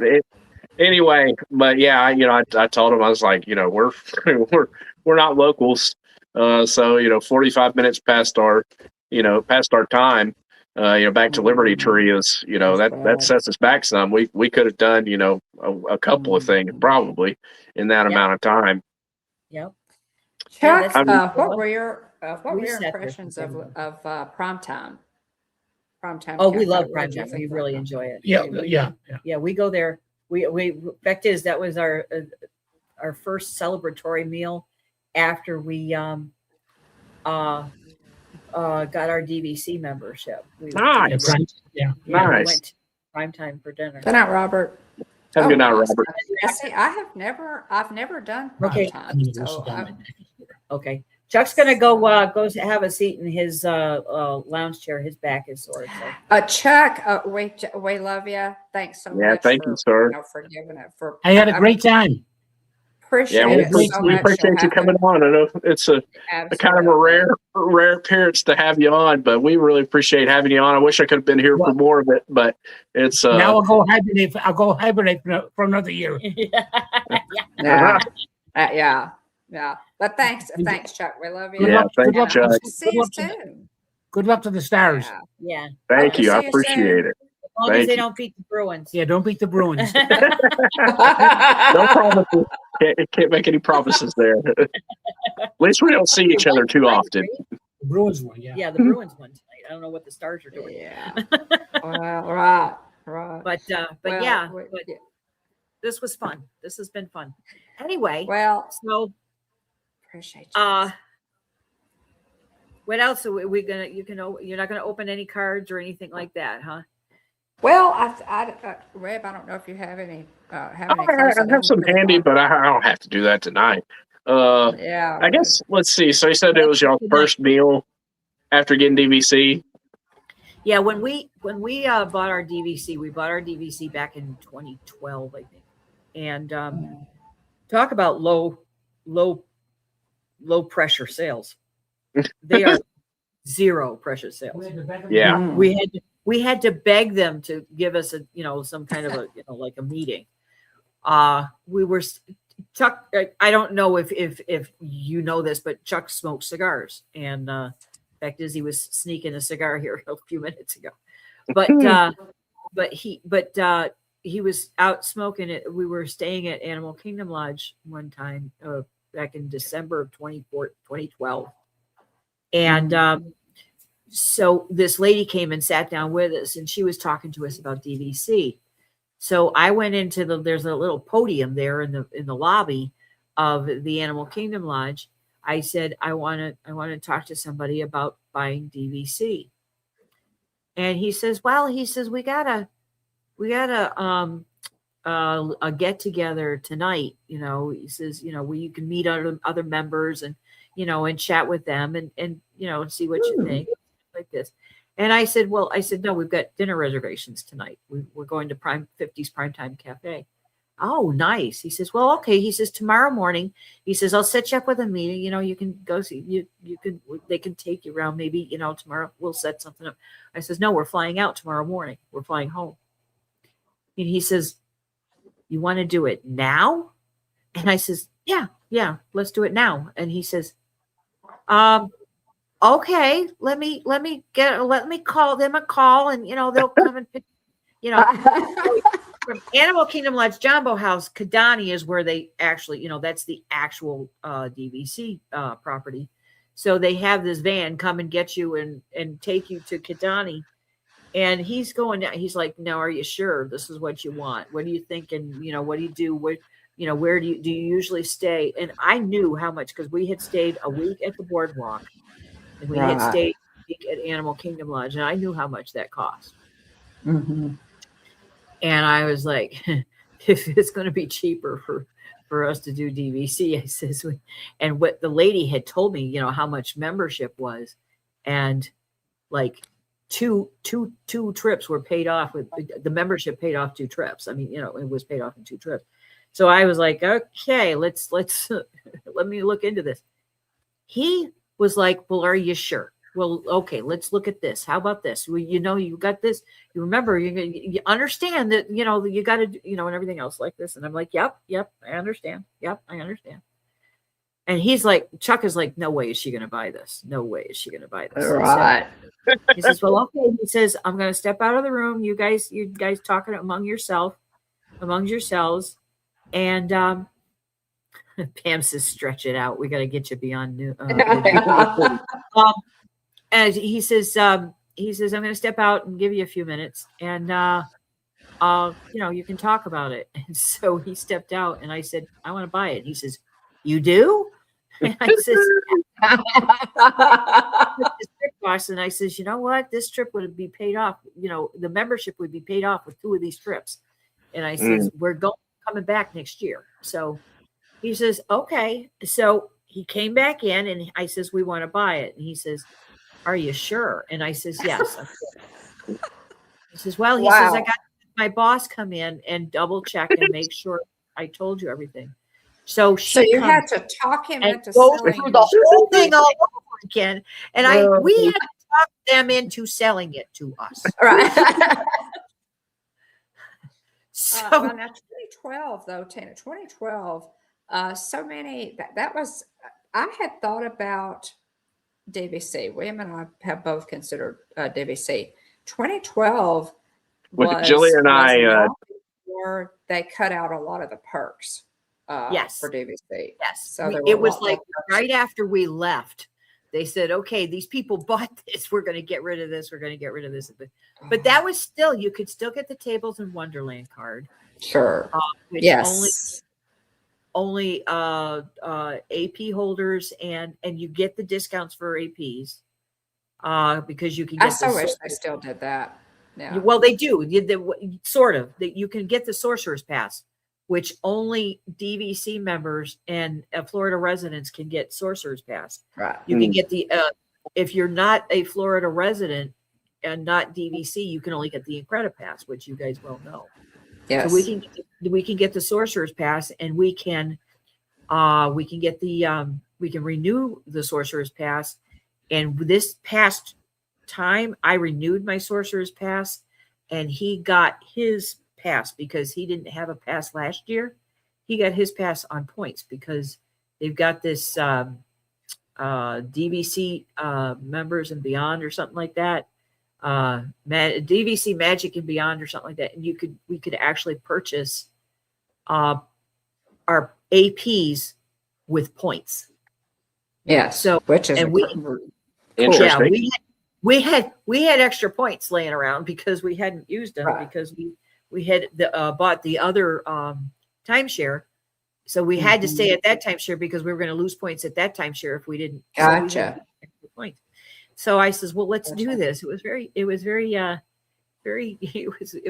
good. So there are still some perks, but they're not as good. The year after the next year we went back and they didn't have free valet parking for and our friends had a car. We had brought our friends with us on our points, and they had a car, so we were riding with them. So I said, that's going to be a free valet parking because of the membership. And they said, oh, no, we don't have that anymore. No. Yeah. Okay. Makes a great impression on your guests, right? Yeah. Well, they were the ones, these are the people that introduced us to Disney in the first place, that introduced us to Shula's, introduced us to all the, to the parks. This was before Animal Kingdom was even open, so it was, So, they understood Disney. They understood Disney probably better than me. So they were fine with it. Still, it was kind of like, no, that's not. But anyway, so that was our DVC membership story. And when we went to 50s Primetime that night, we did a little toast with him with his soda and me with my coffee, I think. And being DVC members. That's awesome. Yeah. Yep. Very nice. I know y'all have enjoyed it for many years, and and that was right before, I'll tell you, if you were going to buy it, that was the year to buy it because next couple of years, not only did they drop a lot of the perks, but the prices. I think the prices are for points. What we bought them for now. So that's everything. And things go up. But that's definitely DVC. Well, I have kind of looked into it, and it's I backed off of it specifically after 2020 when so many of the perks disappeared, and I haven't looked into it again, but at any rate, we are just Pam, look at Pam's comment. Pam. That's funny. Pam said, Pam, inside joke, Will. Okay. Pam bought some bird seed, and she wondered if anybody knew how long it took them to grow. That's funny. There was probably hundreds of blackbirds in our yard this morning. They were just all over the place. They kind of down there from here because it's too cold up here. They've been bumping around between our house and the neighbor's yard. Have y'all used your points to stay anywhere else in the time y'all had DVC, or y'all just been exclusive to Animal Kingdom? Not outside of Disney World. Now I know Jeff and Ange do. They like to go to Vero Beach, and I think it's Vero Beach that they very much enjoy. Yeah. In fact, I think that's one of their home resorts. Which you almost have to have it be your home resort if you want to stay there because it's kind of a small resort. And they always say buy where you want to stay. And when we bought, we loved Animal Kingdom Lodge. That's his favorite resort. My favorite tends to be the boardwalk. Because I like to be in the middle of, just the idea of being able to walk to Epcot or That's whatever. crazy. but and that was before the Skyliner, which it's now Yeah. it's like, but Yeah. but we stayed at the boardwalk this last trip, and Oh, I'll tell nice. you something. I love the boardwalk, but I missed our Animal Kingdom Lodge. Yeah. Yeah. For sure. Just sitting out on that balcony and watching the giraffes walk by and drinking my Yeah. coffee. So y'all stayed at the Animal Kingdom boardwalk Lodge and you is stayed at incredible Animal Kingdom property. Lodge. Have y'all Huh? stayed anywhere else? Like any other resorts with your points? Not other than the boardwalk. We just Okay. stayed at the boardwalk this last time. And that was the first time that we'd stayed anywhere else. Yeah. What we tend to do is we tend to bring friends with us. So it's kind of hard. This was like the first trip that we've taken in years that we didn't have friends with us. Mm. Like we bring Tim and Joanne. We brought our friends Tommy and Loretta. We brought our friend Charlie and Lori. I was telling you that the next trip that we went to when we bought membership was with Charlie and Lori, and that was because they introduced us to Disney. So Yeah. Yeah. Well, but yeah, we love our Animal Kingdom Lodge. So but they say stay where Rightfully you want so. to buy where you want to stay because Yeah. makes sense. Yeah. It absolutely makes sense. So we did a tour of the Bay Lake Tower, DVC rooms, and it just the room they took us up to, was Park View. I mean, it was just it was unreal. and I a mean, 3-bedroom, right? Yeah. plenty of space. The hot tub. The speaker next to the hot tub would play, the music for, Starlight or Happily Ever After. Happily ever after. I was like, my goodness, like that's crazy. Well, and Bay Lake has some of the biggest rooms on the property, the biggest DC rooms. But Animal Kingdom Lodge, especially the ones in Jambo, because the rooms in Jambo had to be retrofitted. The Kidani was built as a DVC resort, but there are also DVC rooms at Jambo. That's where we like to stay because that was kind of like where we started out. We stayed at Jambo. Okay. So Didn't know we stayed at Kidani once, and don't get me wrong, we loved the Kidani room, but it wasn't home. Yeah. It was we're visiting a hotel we're visiting a home near our house kind of thing. It's like Right. it's like wait a minute. Right. But that was right Right. after COVID, and that was one of the places that was open. So they didn't have, most of Jambo wasn't open yet. No.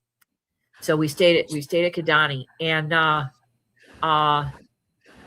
but as far as the we stayed at we've stayed outside of DVC. I mean, not on points. Before we bought DVC, we had stayed at Coronado Springs. We had stayed at the boardwalk. We had stayed at our first resort was Dixie Landings, which is now Port Orleans. Yeah. Jillian and her parents stayed at that long ago and far away. Our first trip was in '95. Yeah. And that was where we stayed, was Dixie Landing. It might have been a year before that when she was there. Yeah.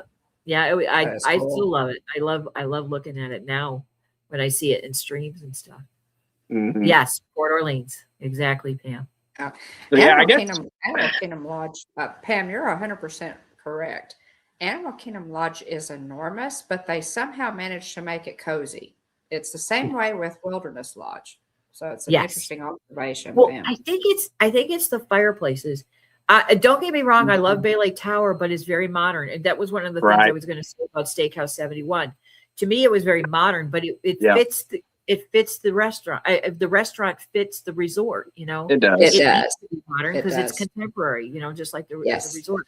Wilderness Lodge, Animal Kingdom Lodge. Of course, that Wilderness Lodge, Animal Kingdom Lodge, and Grand Californian, I think, were all designed by the same designer.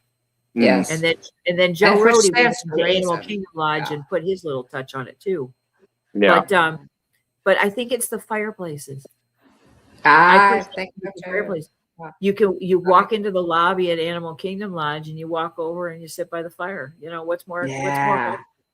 You know, Right. Fantastic. Yeah, fantastic. Right. It really is. Yeah. I'm trying to remember. I want to say I've stayed at 2 of the 3 All-Stars. And of course I don't know. And even then, for sure I know I've stayed at Sports. I want to say I've stayed at, I don't know, maybe I've stayed at all 3. I don't know. I think you probably have, William. Yeah. For sure I've stayed at Sports, and I want to say movies. But then, obviously Pop Century, Art of Animation, at Little Mermaid, and now the Cars suite, which was a lot of fun. And then Caribbean Beach, which we really enjoyed. I will say, one serious leg up that we had, granted, it was inconvenient not being close to the central hub. And I'll tell you something that was really funny was, we were out there, I think it's Aruba, maybe, that's furthest from the the hub there. Everybody says about Caribbean Beach, and we hadn't stayed there, but we went there for some reason, and it's spread out. Yeah, we were closest to the Riviera Skyliner, and so it's so funny because I knew Riviera was nice, but I had zero concept of how much it costs to stay at Riviera. And so it's funny because I'm mobile ordering stuff, wandering over there. I'm not like dressed up or anything. I'm just wandering over there to go pick up my mobile order, and then finally about midway through the trip, I was like, man, I wandered around just a little bit in there. I was like, man, this place smells really nice. And then I looked it up on my phone, get back to the room with our food, and I look it up on my phone. I'm like, oh my word, it's sort of funny to stay here. And I just been wandering over here in my shorts and my, sleeveless shirt to pick up my mobile order. Well, that's the thing. The only place I would feel out of place wandering around at Walt Disney World with shorts and a t-shirt or whatever is the Grand Floridian. Right. That's why Grand Floridian is beautiful. And I was telling Don, we actually went to Victoria and Albert. Hi, Jason. Ooh. Welcome in. Hi, Jason. We went That's to Victoria cool. and Albert and talk about fancy. You got to dress up to go to Victoria and Albert, but you feel like you got to dress up when you walk into the Grand Floridian anyway. Yeah. And it's just not my kind of place. It's just right. I feel like I got to, what is it they say that I feel like I got to stick my pinky out all the time, that kind of person. Yeah. So they are definitely used to resort casual. Yeah. It was just really funny because I had zero concept. I was just wandering over there. I was like, oh, they have really nice options for mobile ordering. That's why I'd been over there several times, dressed incredibly comfortably. And then midway through. I think they're fine with that. Right. The funniest was at one point as I was kind of wandering around waiting on a mobile order, and Jillian had asked to see if they had something at their gift shop. I don't know if it was some sort of meds or something, but anyway, I started to wander through a little bit, and this lady with a British accent, she said something like, would you happen to know where the gift shop is? And I was like honestly, I'm not staying here, but and I'm kind of also wandering around looking for it. Said, so if you manage to bump into me again, help point me in the right direction if you find it before I do. And there you go, and I'll help you find it. In the right direction. She said, if I find it before you do. Yeah, right. Yeah, that's the thing. It's like nobody puts on any airs. It's everybody's the same there. That's what I love about it. What she said, I forgot my jumper. And so I did beat her to the gift shop. I did find it before she did. She wandered in probably 2 or 3 minutes after me. And I said, hey, you found it. I just got here 2 or 3 minutes ago, or else I would have gone looking. Right. It's really a beautiful resort. Now I have never done Topolino's.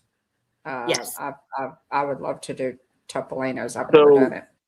Real quick, since I know you love Animal Kingdom Lodge, our plan currently is we're Jillian and me and the boys are going in March. We're staying at Pop, but we're going to do the dining plan, which we've not done. I'm trying to think. Man, I want to say maybe 2017 since we've done the dining plan, maybe. Wow. It's been that long? Oh. I think so.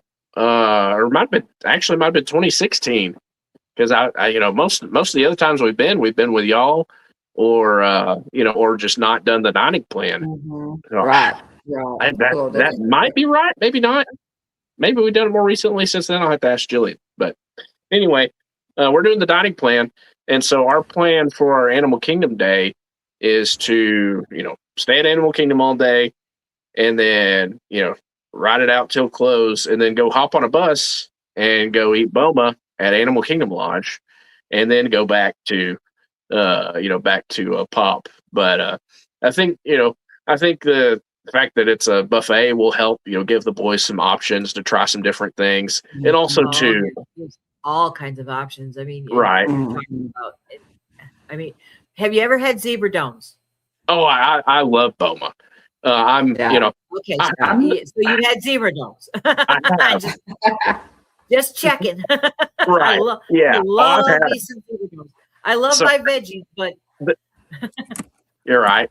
Yeah, they're up there for me. There's some other, I can't remember what it is. I'd gone through and ranked them at one point on my favorite desserts there. They're up there, but they're not at the top for me, at least. My palate's just a little bit different. But, I'm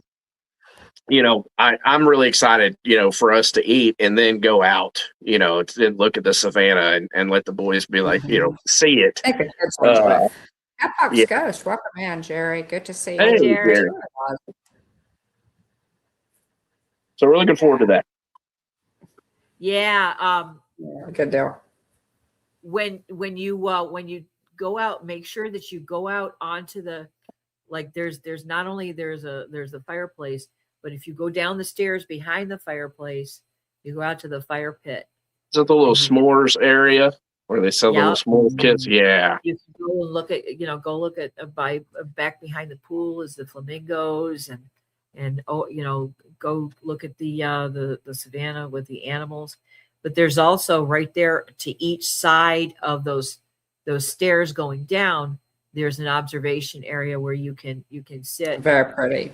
They've got rocking chairs. We spent a whole afternoon in those rocking chairs one time. Yeah. We had checked out, but our flight wasn't for another few hours, so we just sat in those rocking chairs. Yeah. Watched the animals wander by. Man, I every now and then, have a little bit of Disney envy for somebody. I sat down there. I think Jillian had gone into a park because I want to say she had an AP, but I didn't have one at this point.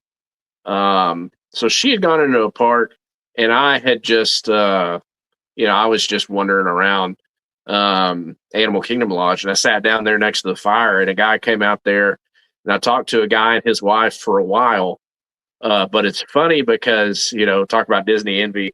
He said, I told him, I was like, oh yeah, we just ate at Boma. He's like, he's like, you eat there alone or did you? Like, no, my wife, she went to the Magic Kingdom. She got an annual pass. And so he's like, oh, he's like, he's like, way to take one for the team.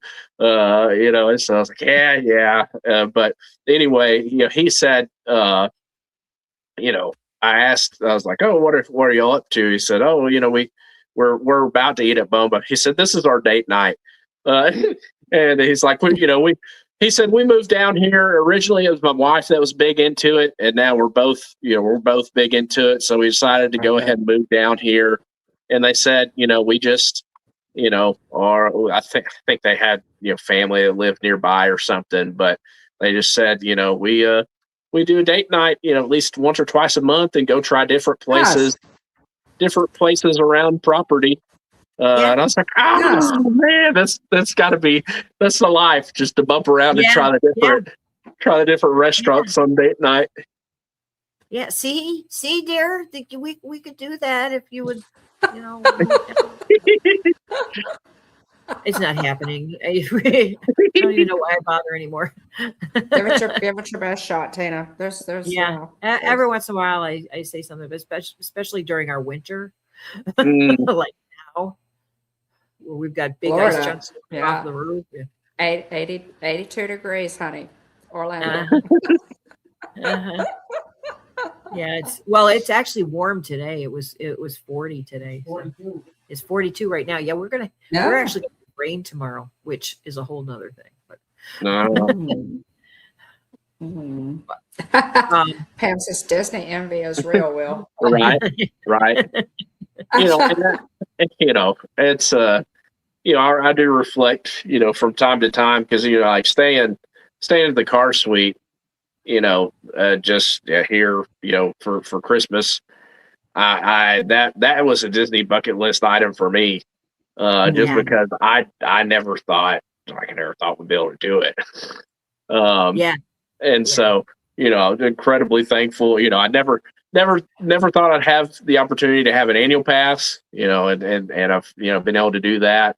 Granted, it'll probably be a one and done for me, at least until, well, maybe some point in the future, boys get older, maybe head off to school. I don't know. But anyway, but yeah, I've had Disney a blast. adults, after the kids are grown and gone, then you and Jillian do what Chuck and I do. Right. Just we'll be Disney adults. Right. Yeah. But Go ahead. I forgot what I was going to say. Anyway, go ahead. I was going to say, if it were up to Jillian, we'd pack up and go ahead and move on down to Florida. Now, she said, "Oh, I could do like." Met Jillian, I and chatted with her, while we were waiting for the parade. Remember that night, at the Christmas party? Yeah. I think, John. Mm-hmm. Yeah, I think you were going and finding your spot for the fireworks or the parade or whatever. No, for the fireworks. The parade had already gone by, and she and I were talking. Yeah, she would really love to move down there. Right. And I'm like, I feel you. Yeah. I hear you. Yeah, I mean, what blows my mind is from a like a travel agent perspective. Yes. I would me personally would have assumed like it would be incredibly bloated. Like, that many people down there, that many travel agent options, like, and from her perspective, like there have been people, that she, her coworkers that she works with that have moved down there and, and their business has boomed. And so it's like, to me, that blows my mind because, it's like, okay, like the people that were right. And so anyway, but no, I mean, one of the things that, people really appreciate about being on a book with her is that, we have perspective. Like we've flown, we've driven, we've done Disney with and without kids, and come from Texas to do it. And there are people that ask, specifically like, hey, what all do we need to bring? What have y'all done? What have you liked or not liked about, bringing a stroller versus not bringing it, renting, just various things like that, and I just feel like it, if you lived local, some of those questions would probably be harder to answer. Sure. Because you wouldn't anyway, especially if it's after it's been a while that you move there, like because the first couple of years after you move there, you still remember the travel times, right, everything, but once you've moved down there for 5-6 years, a lot of that stuff is not fresh anymore. A lot of it's old information too. So yeah, right. And so anyway, it's if Walt Disney Imagineering ever came and knocked on my door, I'd consider it, for the right price, is what I think Cad Bane from Star Wars says, is for the right price.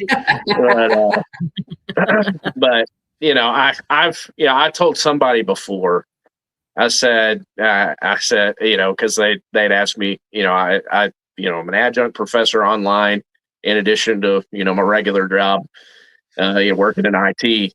And so somebody had, I think it was the dean, of my college of business, had asked me, about being, living in Texas and everything. I said, I've got a sweet gig right now in that, I'm able to work for the school, but still live in Texas. I said, the only two places that could get me to leave Texas would be Harding, which is the school that that I'm an adjunct for, and Disney. He's like, well, he said, we're a pretty elite company then, huh? Yep. Yeah, definitely. Well, and the thing is that, I mean, you go to work in IT, or do you do it online? Because our I'm friend remote. Tim, yeah, you're remote. That's the thing. Dawn, you've met Tim. Tim is actually an IT for a special needs school development center.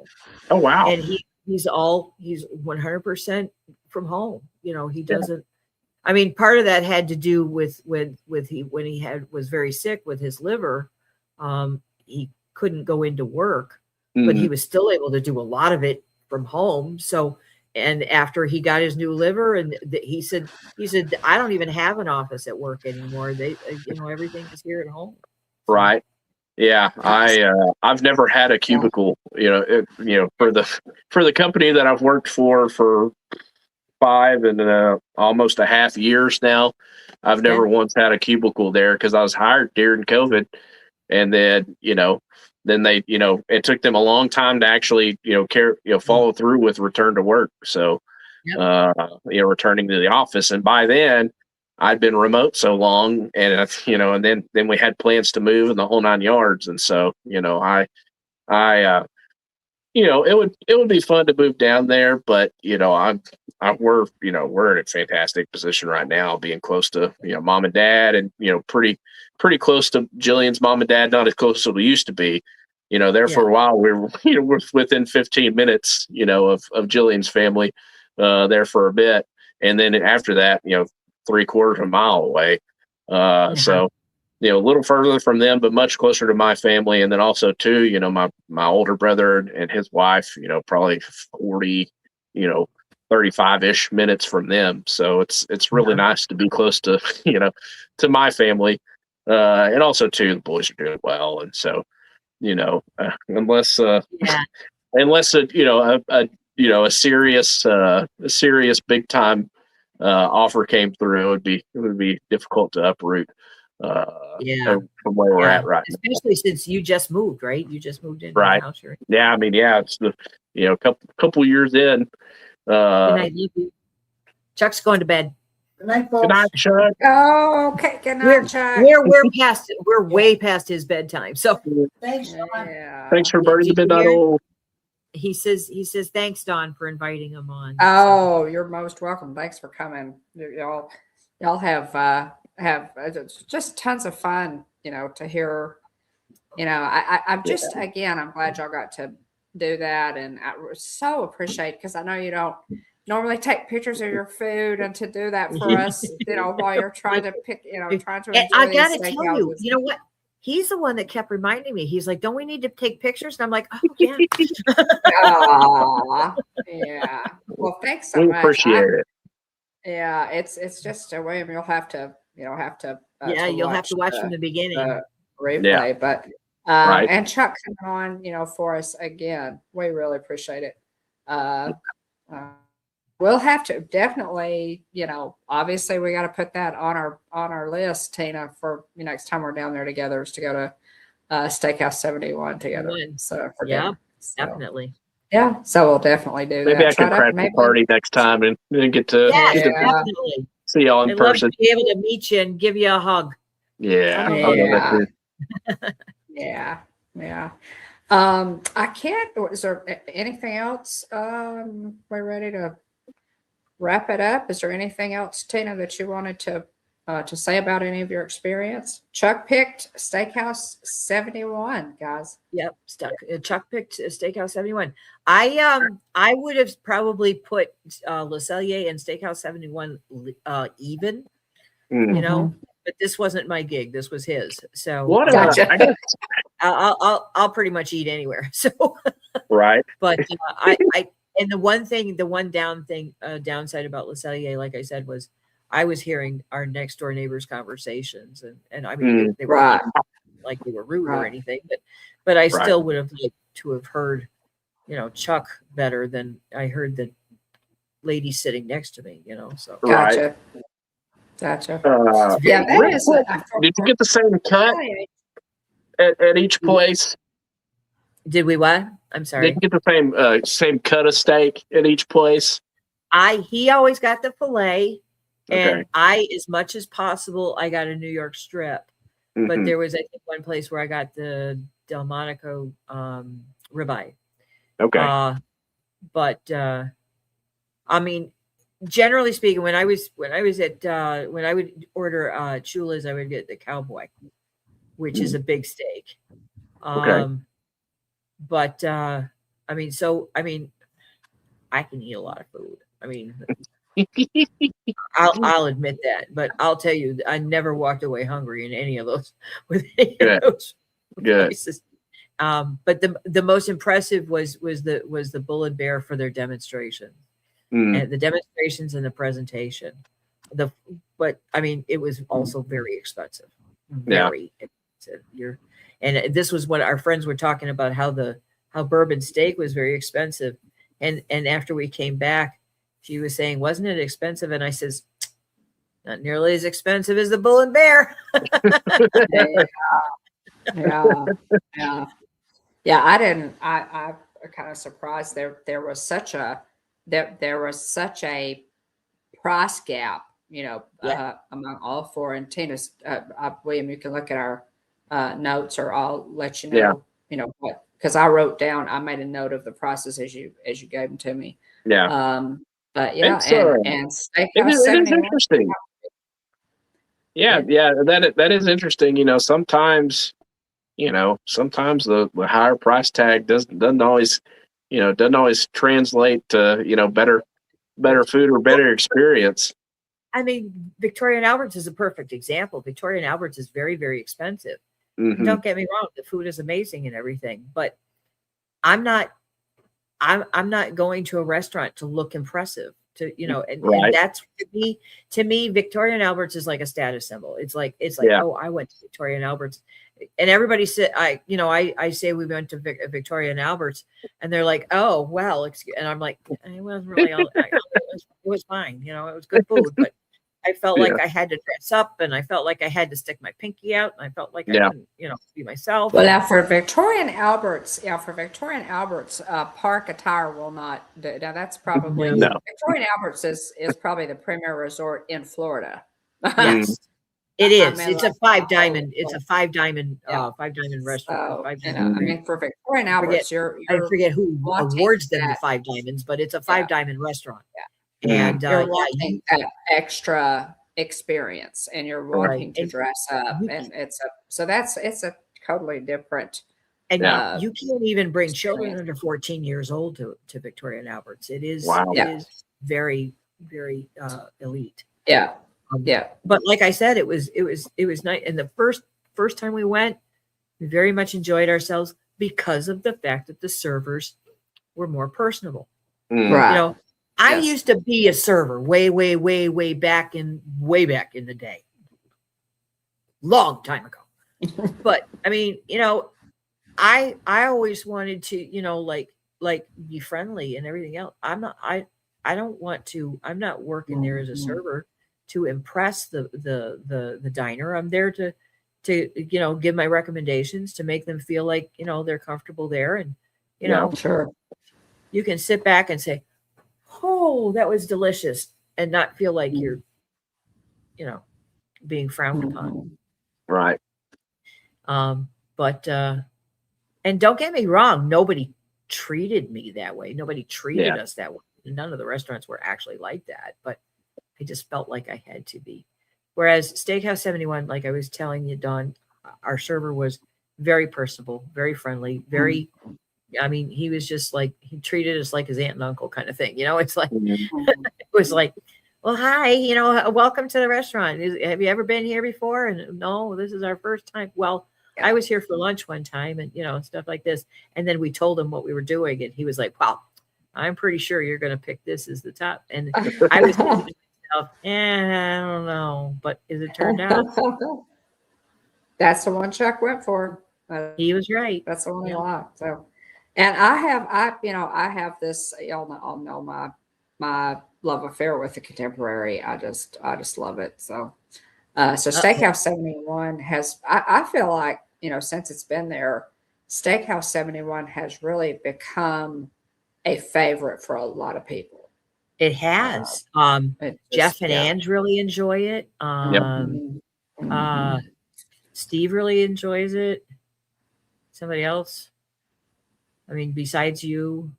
Oh, a lot of people. Dave Stragan absolutely loves Steakhouse 71. Yeah, I think it's just a good, it's you can hop on the monorail from Magic Kingdom, get there, and vice versa. Exactly.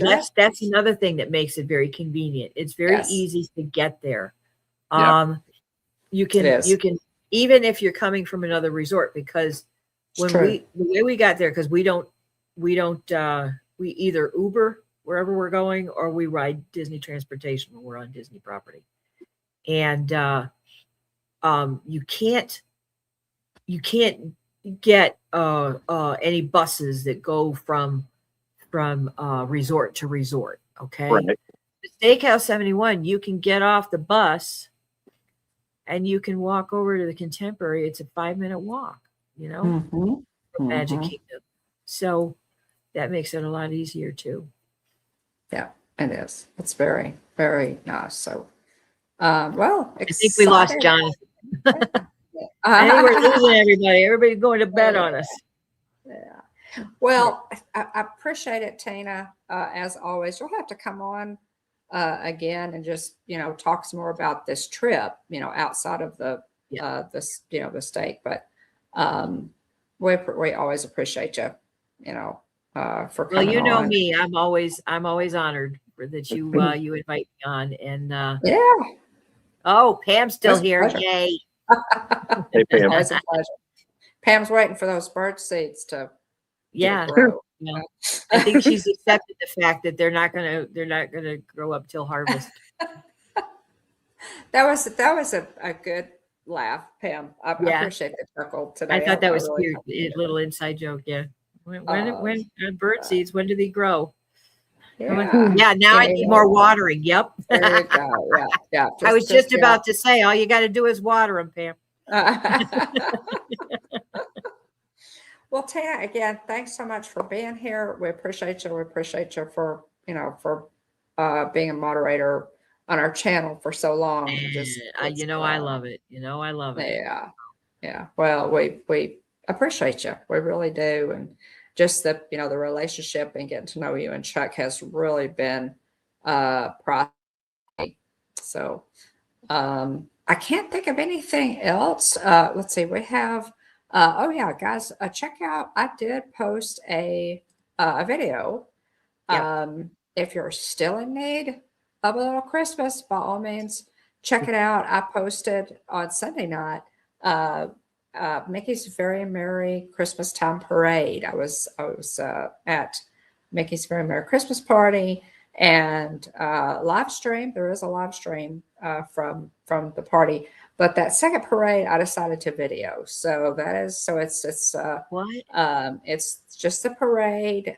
It's absolutely gorgeous. I was down in on the square, and so by all means check that out. That's the newest video that's on the channel. And next week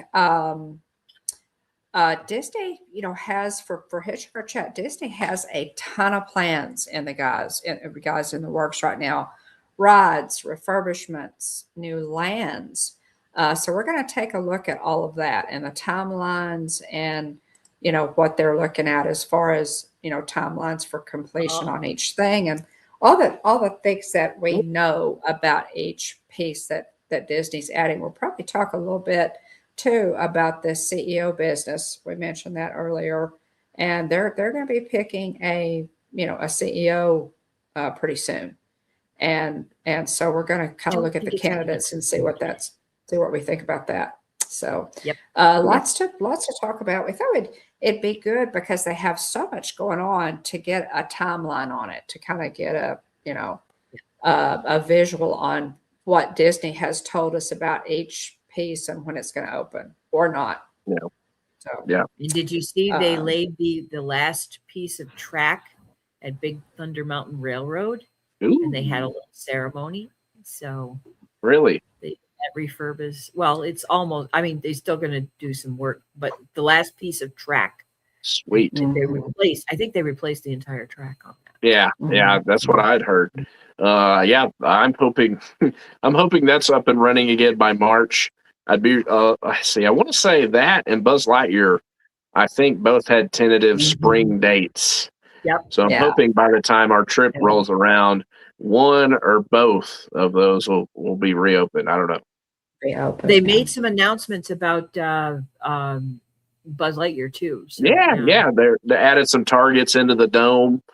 And then Buzz is actually flying around there in the dome, also fighting Zurg in the in space. So that's pretty cool. What I like Well, is those what I are both like is- major attractions and pull a lot of crowds. So getting yes, those two attractions open again will spread the crowds out more, for sure. yep. Yeah. The one thing that I heard about with Buzz Lightyear is, you know how there were a lot of people that had gotten like, okay, you shoot here, you shoot this many Right. times, and you shoot that and everything. They had it all down. It was a plan. They knew where to shoot. Everybody's going to have to learn everything new now. Uh-huh. Right. That's true. See if they can That's find the true. high Oh, value Gotta get targets again. A better setup, Yeah, though. they got to learn the new targets and the new And ways they to will. get top scores. They'll figure it out.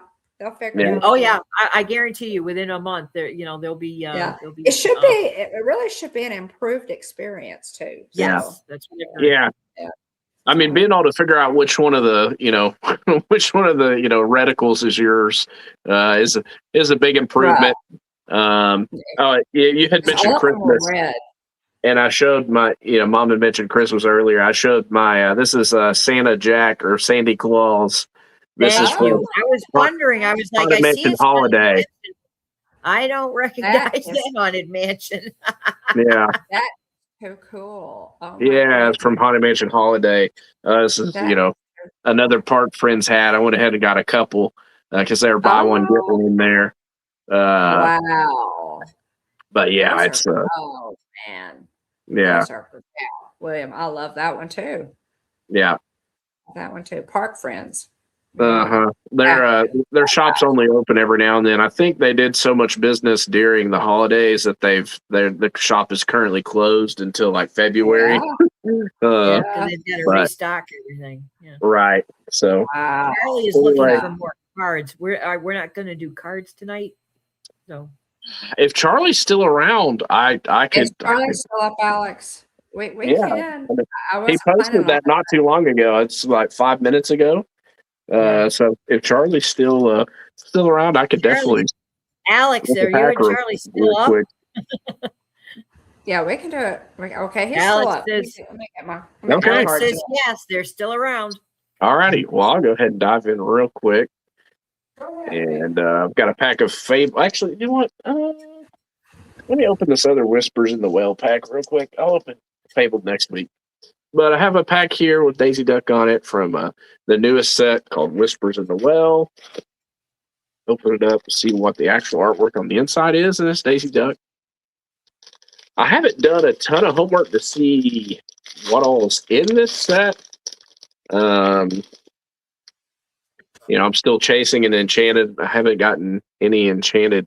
Well, I guess, I haven't gotten any Enchanted cards yet. Mom has, pulled that Robin Hood. But there's a Yeah. Detective's badge from Nice. Zootopia. Next up, we have Raksha, Fearless Mother. Brother Bear, maybe? Raksha. Is that Raksha? Where's Raksha? What movie is Raksha from? I was trying to figure that out. What world is Raksha from? I wasn't sure if that was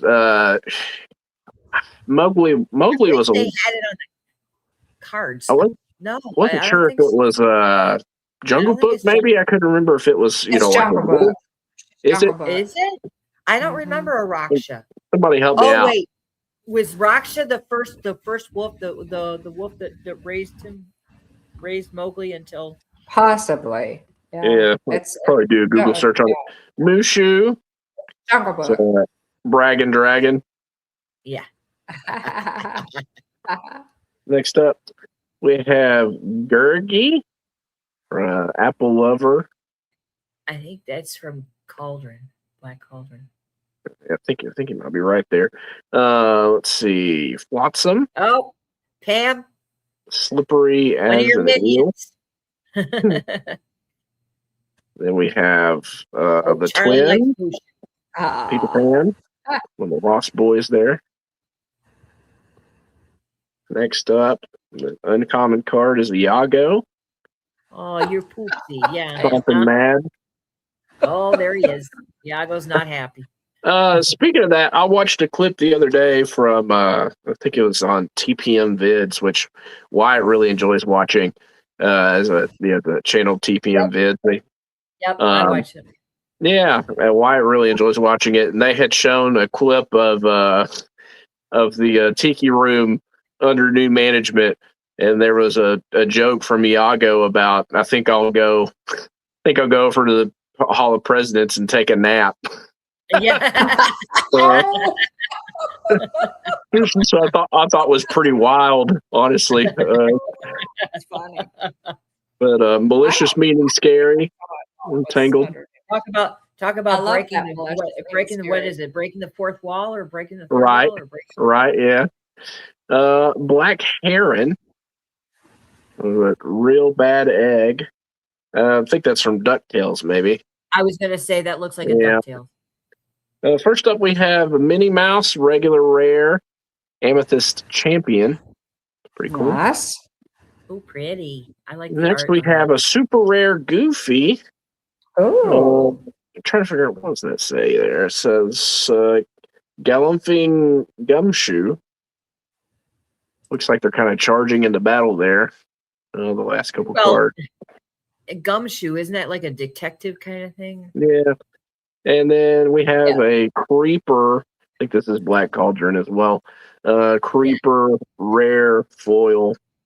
So nice for my foil to be a little bit higher rarity than a common or uncommon. So pretty cool pulls. Mom, which pack do you have for us tonight?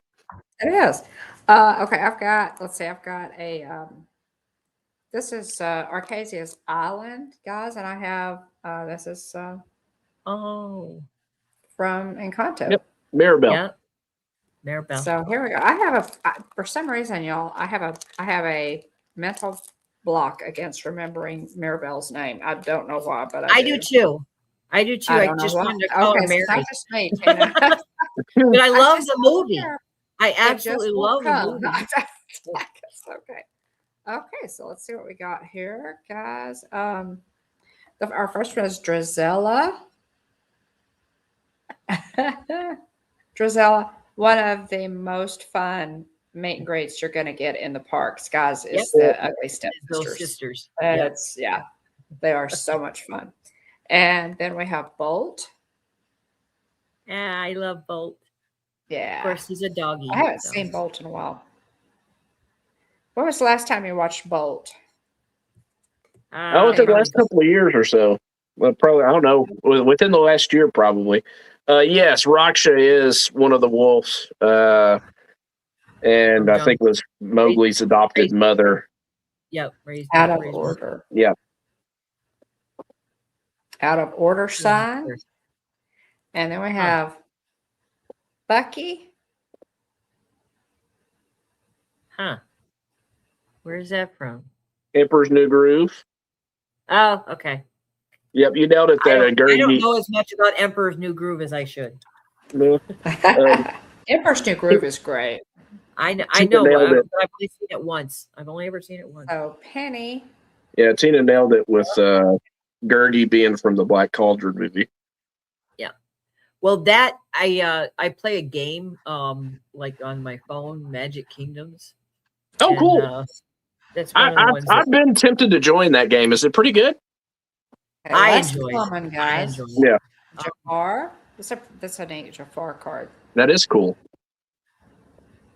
It's a really neat one. So it's Jafar and then Mirabelle Madrigal in the dual Nice. ink. That's a I love pretty that. one. Yeah, that's a very Yeah, I was pretty going to say I love the art in that one. one. Yeah. And that one is an uncommon. Nice. So, and then we have in one of the last slots here, we also have another uncommon steel coil. Interesting. So That looks is- like a that's horse. A horse hoof. That's a- Or no. Uh, That's a no, that's like a boot of I don't know. Yeah, I don't know about that one. Not sure on that one. It's a Lorcana. Yeah. oh, okay. So may not know the Yeah, that's an interesting one. I'd have to kind of do a little investigating to find out about Yeah, that it's one. just the Lorcana specific. I did a And quick this search is on it. another uncommon here, guys, in the dual ink Diablo, and I've Sweet. never seen. Yeah, I've never That was seen. That was a highly playable card back in the first chapter. So that Yeah, Diablo. Yeah. So I don't know about that's this a version. pretty dual ink there in the amethyst and the emerald, and I love that one. I love Diablo. Yeah. Especially in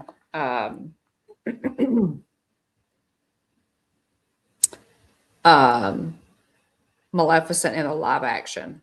Yeah. Restoring Atlantis.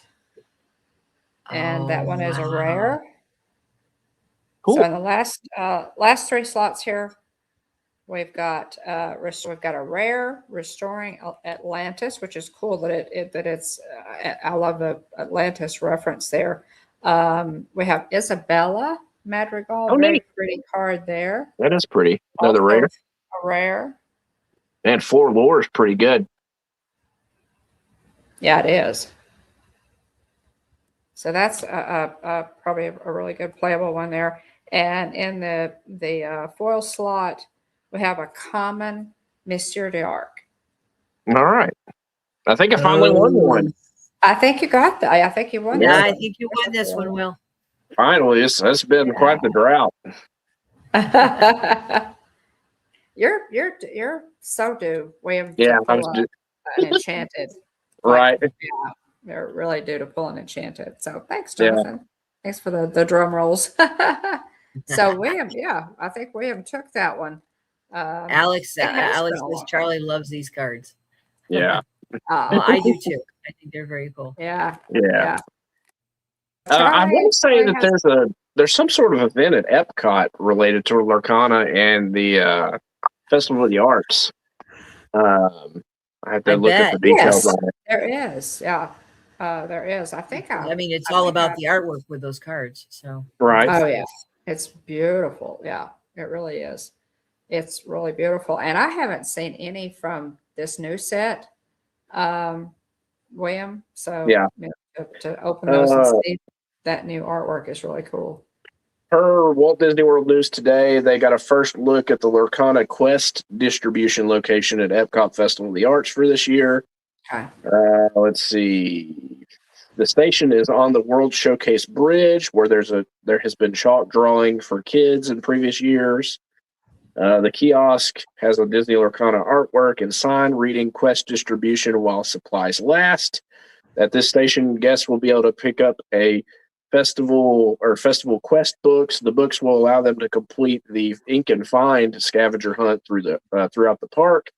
There will also be a collection quest in the Morocco Pavilion. Both activities have promo card prizes, which I'm sure people will do those and then try to sell them on the internet. All right, they will. Yeah. Let's see.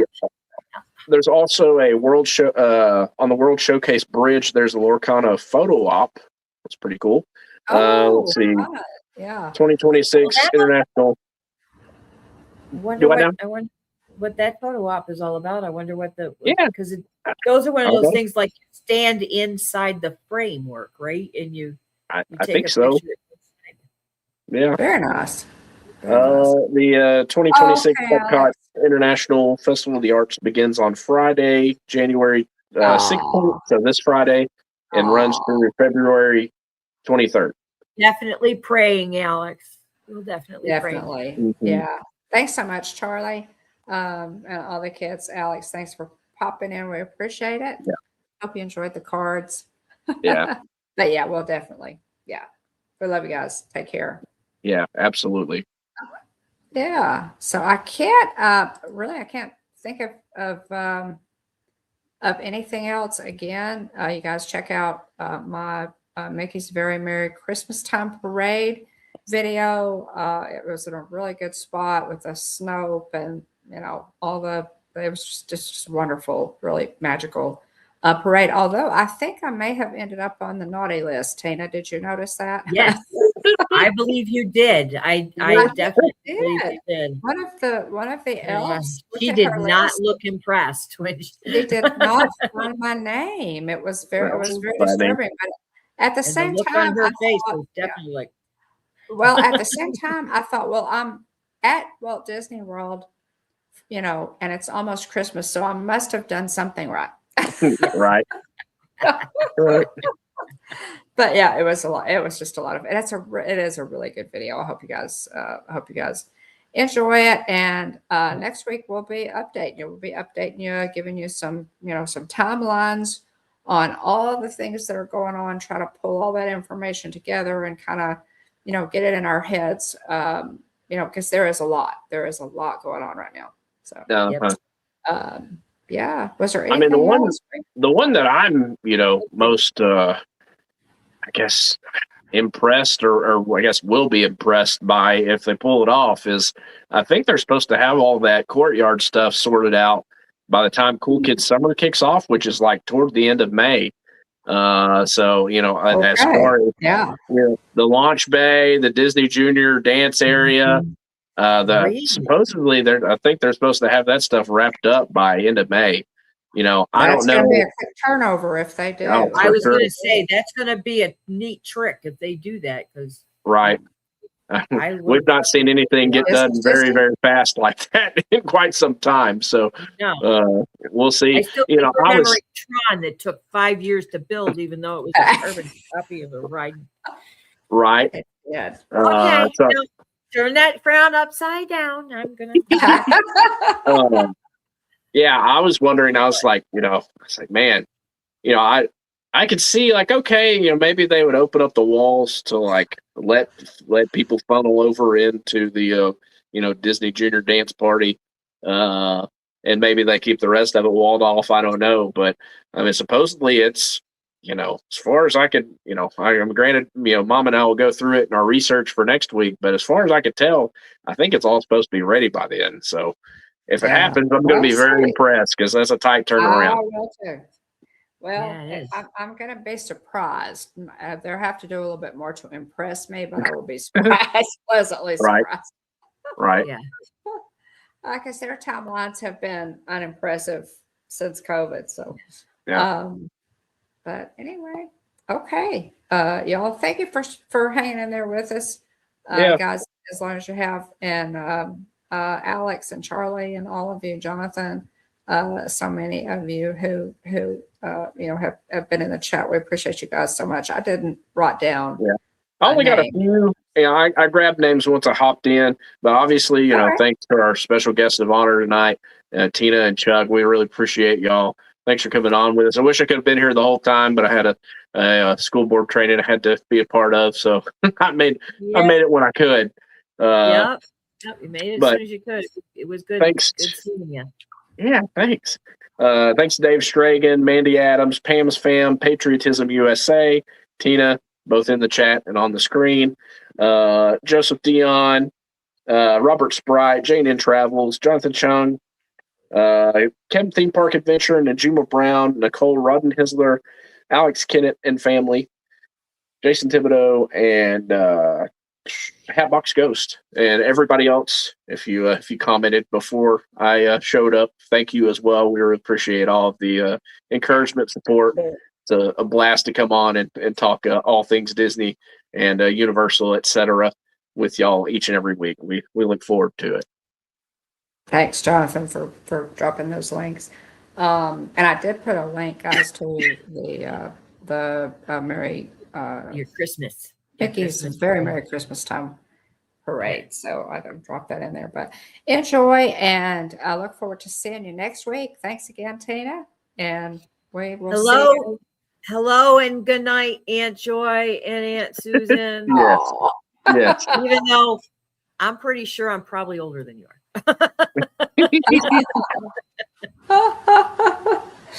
Well, we appreciate it.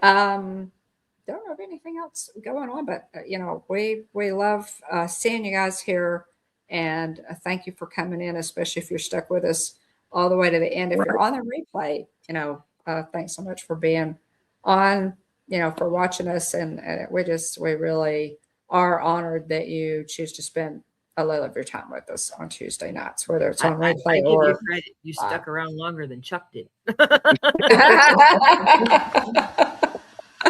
Well, we appreciate Chuck so much for coming on too. So, Yes. Thanks, Tina. Thank you. Thank you for having me. You're And us. welcome. Oh, absolutely. Most He thanks you too, even though he's probably already asleep. welcome. Well, I'm headed that direction. So at the Hitchhiking Bones YouTube channel, there is always room for one more. So please Hurry back. Thanks so Bye, much. everybody. Thanks so much, guys. We appreciate Thanks, y'all. that. Bye-bye. Good night.